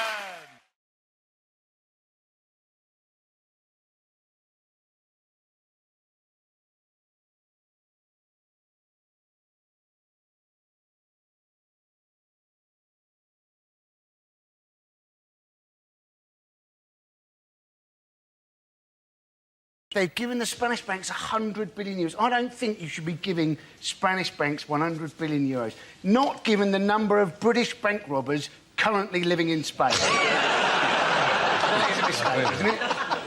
It's not going to arrive in one van. A lot of it's going to a bank called Bankia, isn't it? It sounds like a bank from a children's programme, doesn't it? It is difficult to take the economies of countries seriously where the word bank is written as banco. It is generally easier to think that they probably don't do it. Hey, Beneditos, and banco! Banco, bank. This accent's all right, is it? Fine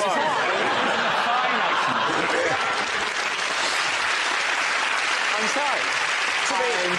To be honest, Dara, you've been doing a ridiculous accent since the beginning of this series. No, but Dara, it does help when you go on holiday there, though, doesn't it? Because, you know, even someone like me, I walk along and I go, supermercado, I reckon that's a supermarket. Banco, that'll be the bank. Baro, bar. Got half a chance. You've been to Japan? Nothing. They give you nothing. You walk about, you don't know what you're doing. I was in the bank the other day, this is absolute truth, and a man had a shit on the floor. It was the most shocking thing I've ever seen in my life. He just took it out That is one hell of a deposit that he has made.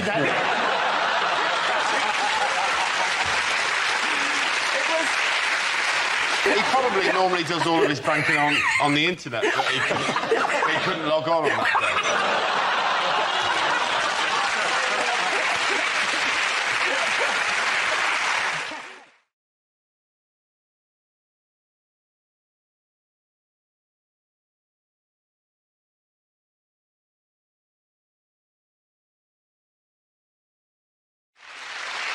Yes, the answer I was looking for was Gove announces exam changes. This is the news that Education Secretary Michael Gove has announced a new English baccalaureate certificate to replace GCSEs. From 2015, students will work towards a demanding 3-hour exam at the end of a 2-year course rather than the current combination of coursework, modular exams and multiple retakes. He's even invented an exam that thicker kids won't be able to pronounce. It's the back of what? The back of what? The back. Oh, give me a shovel, I'll go down a mine. I think the idea is if you're academic, then you get a baccalaureate, and otherwise they teach you practical skills like how to back a lorry out.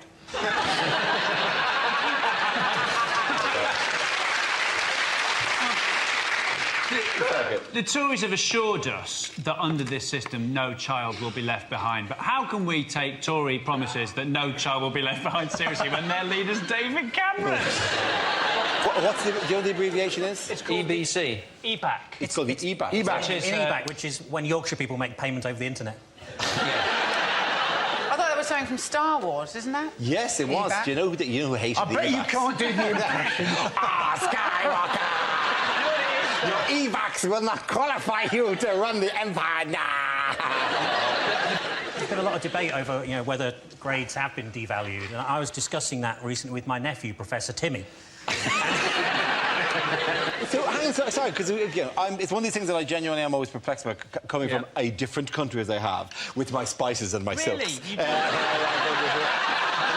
To your nation. And there's so many great things about it, except your exams, which are mad. And not that the education, by the way, is great. I'm not saying anything against the education people get here, it's fantastic. But the exams are mad. There are people who, when confronted with an exam paper, just go to pieces completely and forget how to count, and I think it's very unfair that they are marking the papers. When I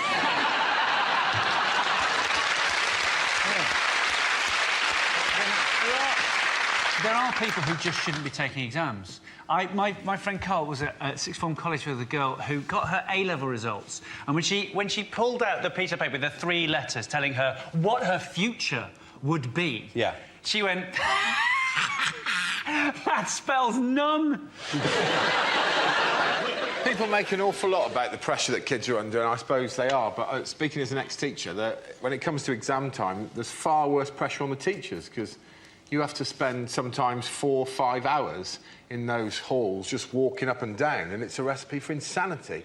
I had no choice when I was teaching but to invent a game called Campile. It was just to see who could walk up and down the aisle the campest.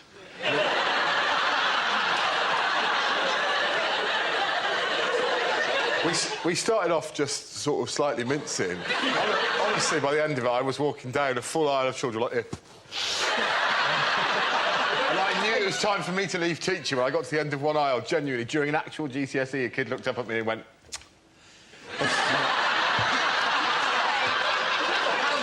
So were you essentially voguing your way? I'm not exaggerating. By the end of it, I was like... The thing is, they want to make the exams harder, don't they? You know, but surely they're hard enough already if your teacher is walking up and down, camping it up. Oh, no, I'm still qualified, technically. We'll have to cut this bit out. Really? Is that your safety net? Yeah. Oh, that's really sweet. Do you think anybody, having seen you in In-Betweeners, anybody is ever going to enjoy this? Well, you've always got a trade. What is the problem with it? I did a gig at the University of Central England, which is in Birmingham. That's what they're trying to hide from you. And as an opening line, I said, UCE, so called because that's a grade it takes to get in. But I had to explain it to them. I'll tell you what, I was in an exam when I was at school. My mate, at the back of the hall went... we were all waiting to leave. Someone at the back of the hall went... Meow. Mr. Mearden, the exam invigilator, went... And then someone else went... Meow. And then... Meow. From different parts of the hall, and it led to my favourite sentence I've ever heard come out of an adult's mouth, which was, all right, no one leaves until the meowing stops.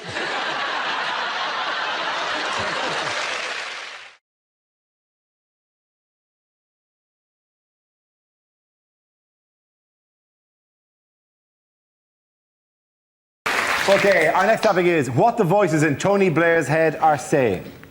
You will obey! You will obey!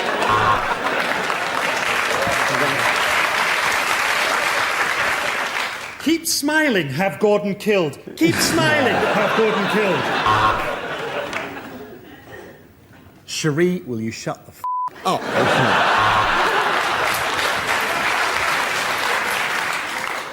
Oh, look, there's Cherie. That reminds me, I must post a letter.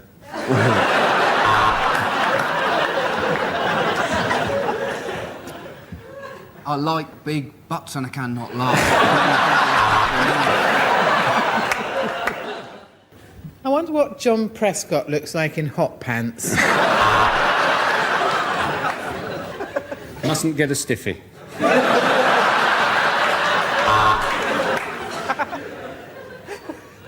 Damn it, got a stiffy.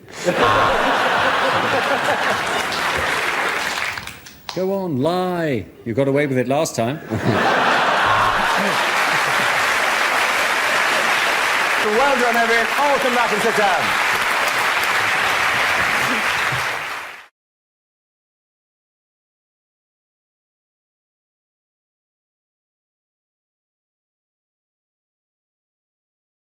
Welcome to Mock the Week. I'm Dara Breen. Well, the season has finished now, but as a special bonus, because we enjoyed it so much, here are some of the rounds we didn't have time to fit into the original programmes, along with some of our favourite moments and a few outtakes. I hope you enjoyed them. Let's have our first topic. That is...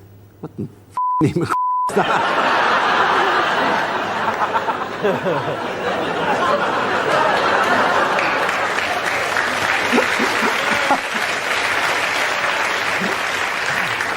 Let's spin the wheel again. Oh, is it? OK. It is, of course, national surveys. Good luck with this one, folks. This next round is our version of Question Time called Ask the Politicians. I'll play the host. Joe, Frankie and John, if you could move up among the audience, please. Ready to ask your questions to the politician sitting at the front here. If you'd move in. Rory, you're Tony Benn. Hugh, you're a Tory spokesman. And Al, you're the voice of the silent majority. Can we have our first audience question from the swarthy Greek lady on that side there, please?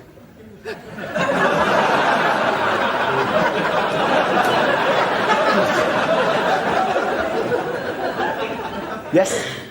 Oh, thanks. I was just wondering that as Britain chairs the European presidency, what changes should we be making? And would anyone like some falafel? Serious suggestion here. Oh, yeah. Hello, by the way.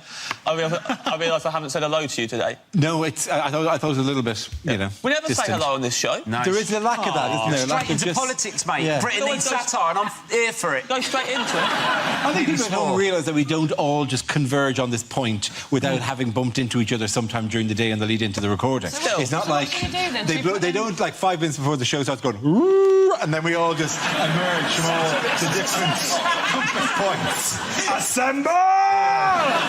All have little nicknames like Token Cockney, Whimsy, One-Liners, This time. God, it is like the Avengers. You weren't elected, were you, to this position, Darren? I wasn't. I stole it in a bloody coup. And would do it again, my friend. People have disappeared from the show, Miles, and would again, for raising those exact kind of questions. Well, I'm just saying. Where's Frankie now? Where's Russell now? Gone. You will be dragged through the streets, Darren. You will be dragged through the streets like Gaddafi. Then they'll be laughing. Oh, there are 5 regulars on the show. How many regulars now? Just poor weak Hugh. Poor weak Hugh, who I own. Hugh will always give the correct answer when I ask him to, won't you, Hugh? Won't you, Hugh? Your shoes are almost polished. Thank you, Hugh. There you go. Hugh knows what's right for him. In other news... I think you're terrific on the megabus, sir. There's nothing nerve being sarcastic here, Hugh. And there goes the final regular. Just me. I've known Darren for quite a number of years now. Whenever I look at his career and compare it to mine, I always just think, I'm the same age as him. Then I look at his balding head and I run my fingers through my luscious hair and I go, let him have his own show. I don't care. I've got my own hair. Think of that as you're watching it next week from your sofa.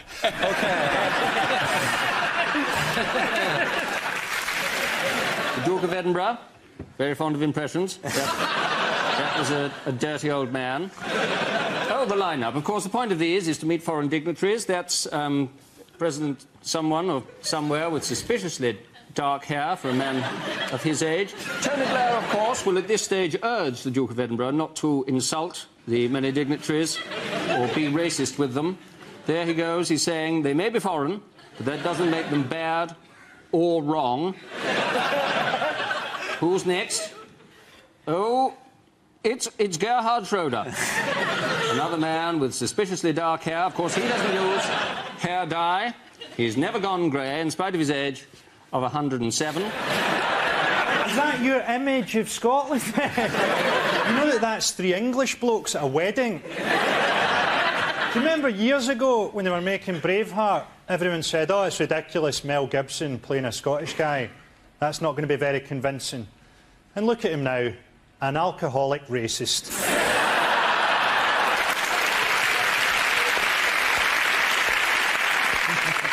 The most Scottish thing I've ever seen, I was going through a town called Bathgate at about 11:30 at night, and there was a guy pissing against the front door. He then took out his keys and went inside. Thank you, Roy, ladies and gentlemen. Let's have another topic. The subject is bird flu. Who wants to come in that? Ian. Yeah, we do have a bird flu helpline. We do give us advice on what to do in the unlikely event that we encounter a dead bird. And I thought, well, what are people doing at the moment? Oh, look, there's a dead bird. I must rub it in my face. Hello, bird flu helpline. I think I made a grave error. I was walking down the street and I encountered a dead bird. I rubbed it in my face, yeah. Is that wrong? Shit. If only I'd have spoken to you earlier. What, now? The kids are playing with it, yeah. This next round is called Phone In. I'll play the host of a radio phone-in programme, interviewing a top guest in the week's news, played by Frankie, whilst the other performers will play different characters ringing in with searching questions, OK? Welcome back to the show. I'm delighted to welcome my special guest, John Prescott. Hello, Dara. Good to have you here, John, with us. John, Mr Prescott, of course, you've had a busy summer. How did they find out about your affair, by the way? Well, basically, the woman I was shagging ended up being the flattest woman in Britain. So the newspapers just rang round hospitals asking for women who'd been admitted, claiming that a piano fell on them. We're going to move over to line 3 there. Oh, I'm line 3, am I? Hello, Collie. Mr Prescott, good to talk to you again. Now, when Tony Blair retires, he's going to be lecturing the world, making a fortune. When Gordon Brown stops being Chancellor, he'll get directorships in the city. What are you going to do when you give up politics?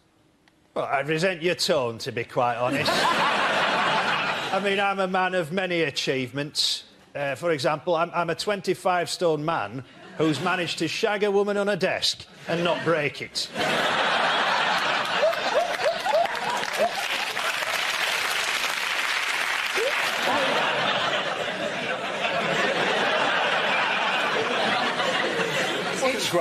It's funny you should say all of that. I've got vicious pins and needles. I genuinely have. Oh, God, I'm in genuinely real trouble. Thank God you're not in Romania. There wouldn't be a doctor for miles. This is the sort of British sportsman we've come to expect. Really helped me leg. So, Russell... You're the youngest, Russell. You're 10, 15 years fitter than any of us here. Yeah. And you're the one whose legs have both fallen asleep from sitting in a chair.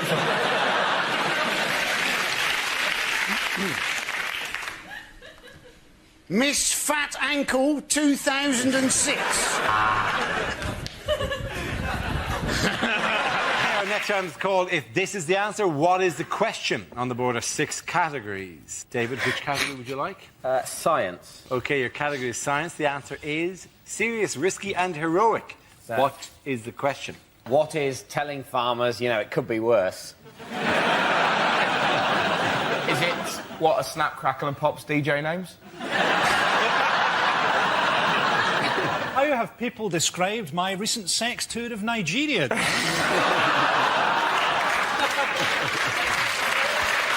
Very well reviewed in The Spectator. How would you describe standing in between Judy Finnegan and a free bar? Is it what are the 3 speed settings on the world's most powerful vibrator?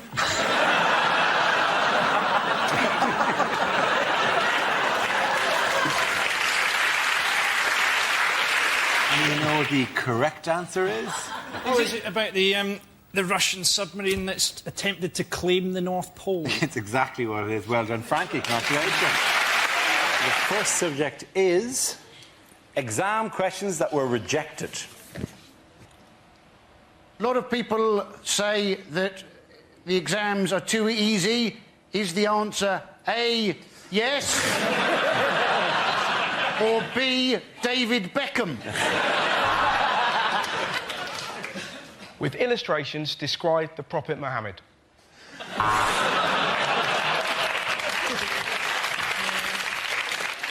A Virgin train is travelling at 120 miles per hour between London and Manchester. What time will it be cancelled? Do you think kids spend too much time with their PlayStation? Answer cross, triangle, circle or square. Check the box A, B or C to receive the grade A, B or C.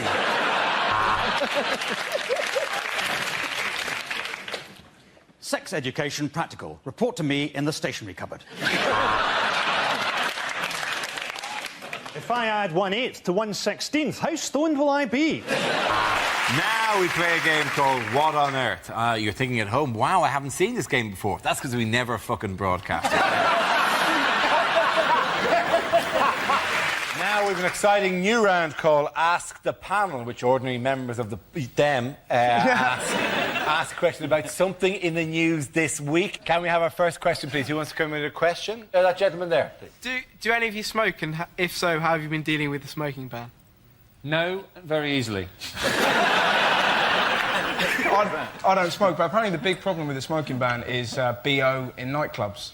And I've thought it through, just put Nicorette patches under both armpits. 2 birds, 1 stone. Also, if they need to put a new smell into nightclubs, you've got to select something that everyone likes, bacon. Those are my ideas. I did enjoy Charles Kennedy getting done. Yeah. Yeah, well, he obviously knew the dangers of smoking, not so aware of the dangers of sticking your head out of a train going at 125 miles an hour. I thought Charles Kennedy probably wasn't even smoking. It's probably like just the alcohol in his breath spontaneously combusted.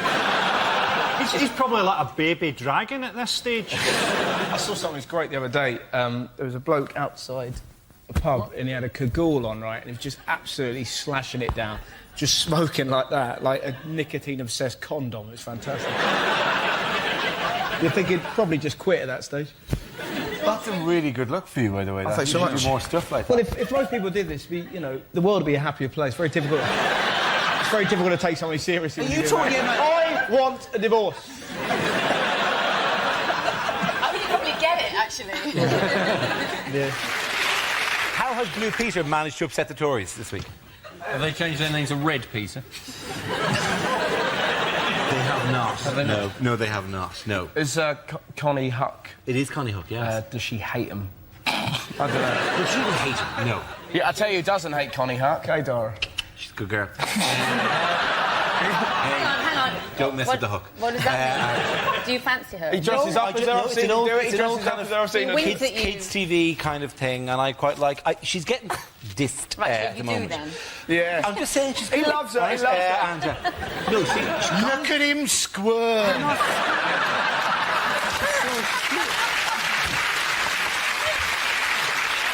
Have you ever met her, Dara? I've never met her, no. Would you like to meet Clearly her, Dara? not Would you going like to to happen sidle now. up to her and say, here's something I made earlier? Dara, does your wife watch this? Yeah, but she doesn't watch Blue Peter, so I'm all right. Sticky back plastic. That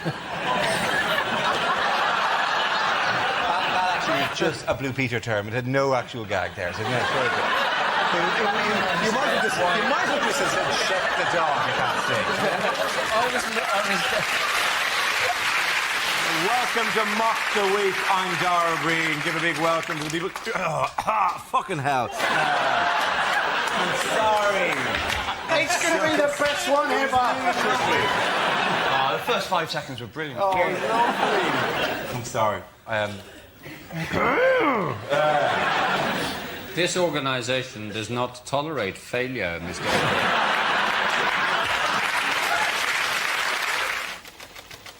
OK, the first subject is national identity. Who wants to come in on that? Russell. I need a piss. OK, I'll just give the title again so you can pop it up on screen. Sorry. I'm a little bored today. I think I may sing the news to you. Oh, Oh, sorry. I'm sorry. Which point we usually ask you if you could now walk like a raptor.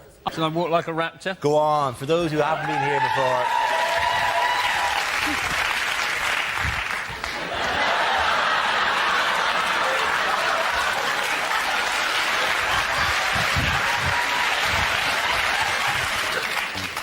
This is an announcement to any passengers awaiting the 10 o'clock train to Edinburgh, calling at Peterborough, Doncaster, Darlington, York, Grantham, Northgate, Peterborough. Fuck, I fucked that up. It was gonna be so funny as well. Oh, it was funny.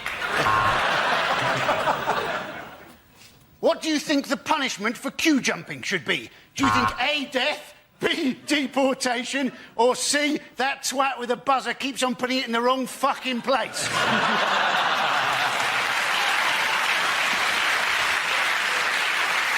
You're just funny. To me, you're funny right from the start, OK? Sorry, Russell, do you want to walk back in the fine. It's not going to be very good anyway. In the week that Osama bin Laden released... Ah, for fuck's sake! More of that later. Mock the week. I foiled him by throwing a banana at him. Who throws a banana at somebody? Next topic is what you didn't hear at Live Earth. Live Earth, sponsored by Powergen.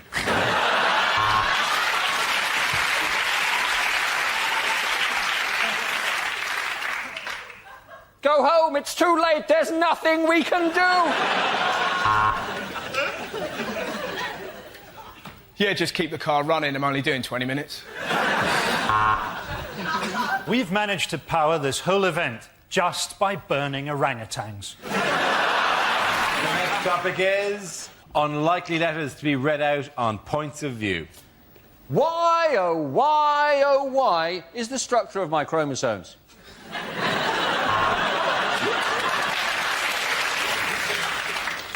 Dear BBC, I watched a light entertainment programme on your network the other night that wasn't hosted by Graham Norton. Is he ill? Dear BBC, how did you manage to get those hippos to swim in a circle?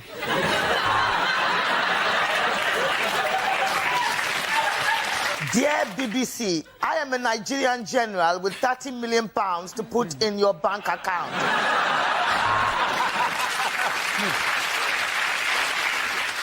Last night, I turned onto your new porn channel, See Boobies.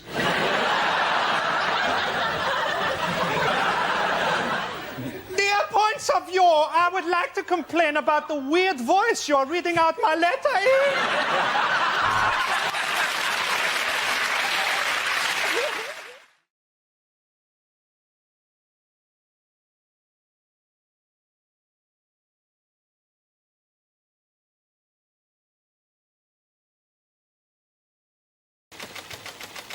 The subject is family.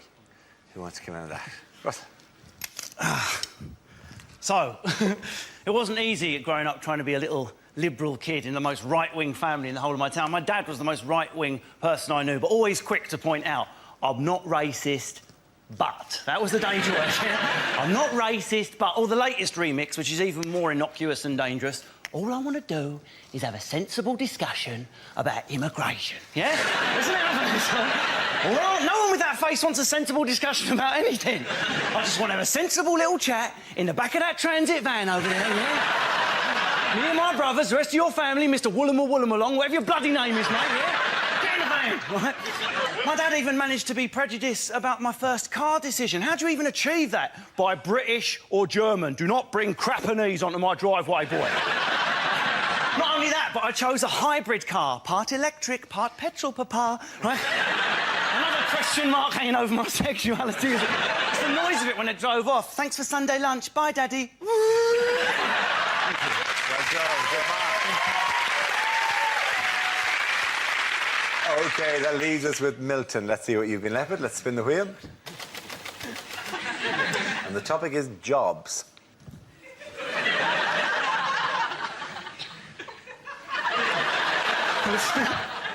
I used to work at a Christian rock festival selling toasties.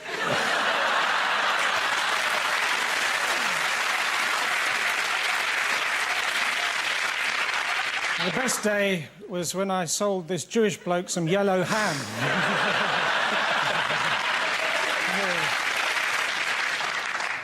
My dad was a dustman. I didn't like him coming to collect us from school, though. Not because I was ashamed he was a dustman, it's just you never knew which day he was going to come.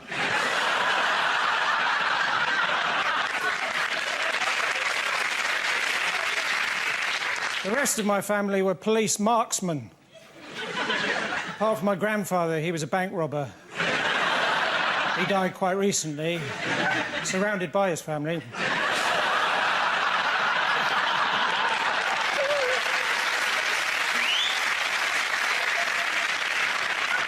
My uncle, he's a police frogman.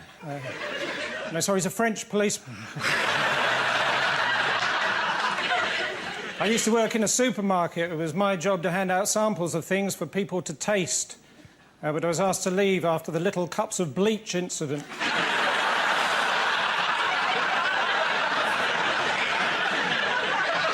After that, I worked in a pathology lab, but I was asked to leave after one of my reports said cause of death, autopsy.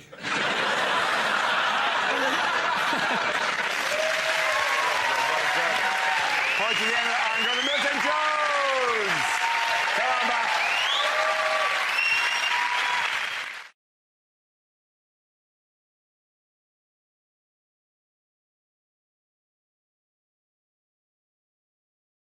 What has been compared this week to a bad pub quiz? Is it not the week?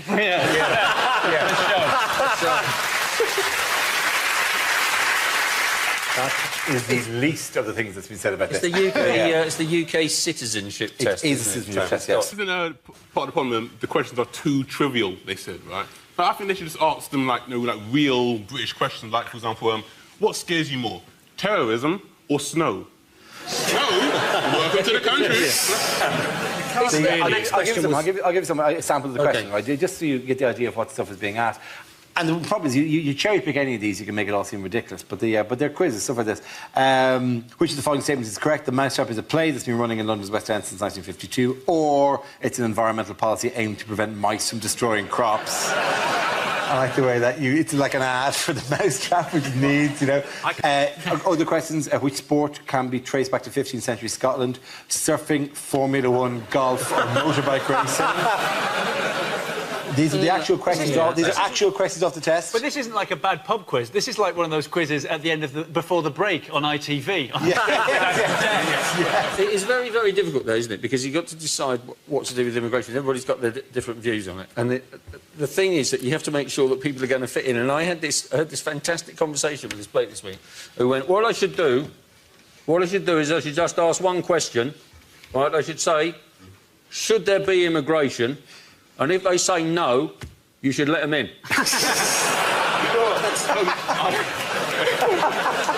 Well, they seem to be going midway through the test, it would stop and go, OK, you've got Welsh citizenship. Do you want to start?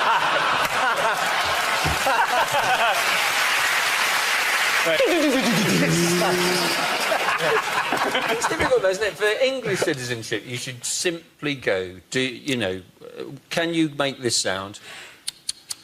I think all they need is, rather than a test, they should give them more that crib sheet they give to Indian call centre workers. You know, hello, this is Tony. No, it's not Tony. What's the weather there like, Tony? Rainy. Yes. We've been found out. We've been found out. Shut it down. Shut it down. Move to Lahore. Move to Lahore. Open up again.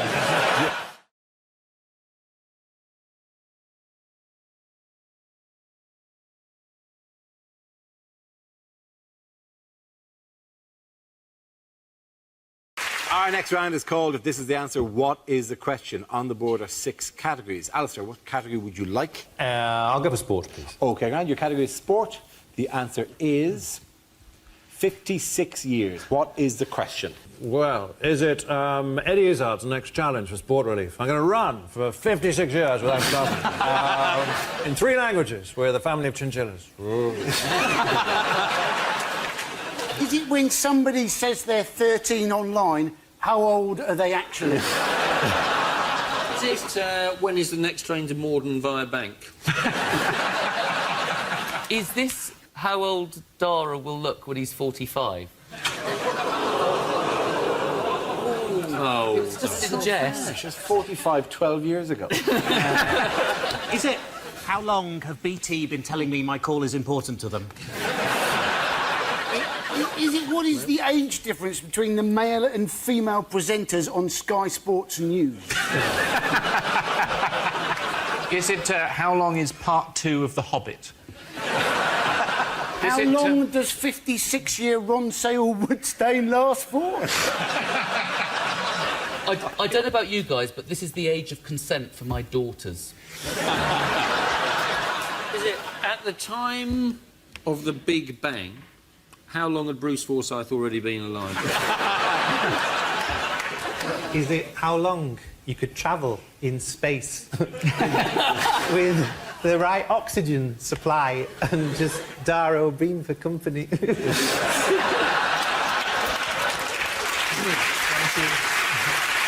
OK.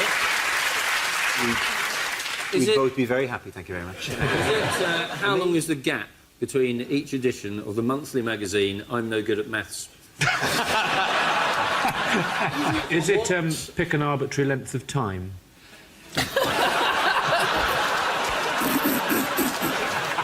Is it how much bad luck if you break a glitter ball?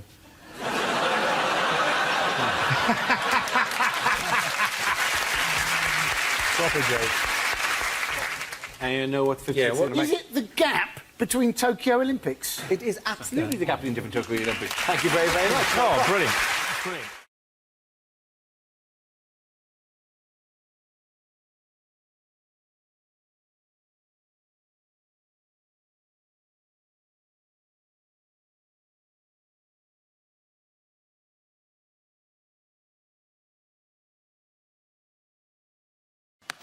The first subject is politics. Oh, Nish. So, we're living through a real period of political instability, both here and in America. And in the last couple of months, some unlikely saviours have emerged. Tony Blair is considering a return to frontline politics, and Chelsea Clinton is contemplating a run for the Senate in 2020. And to those people, let me just say this: maybe just leave it.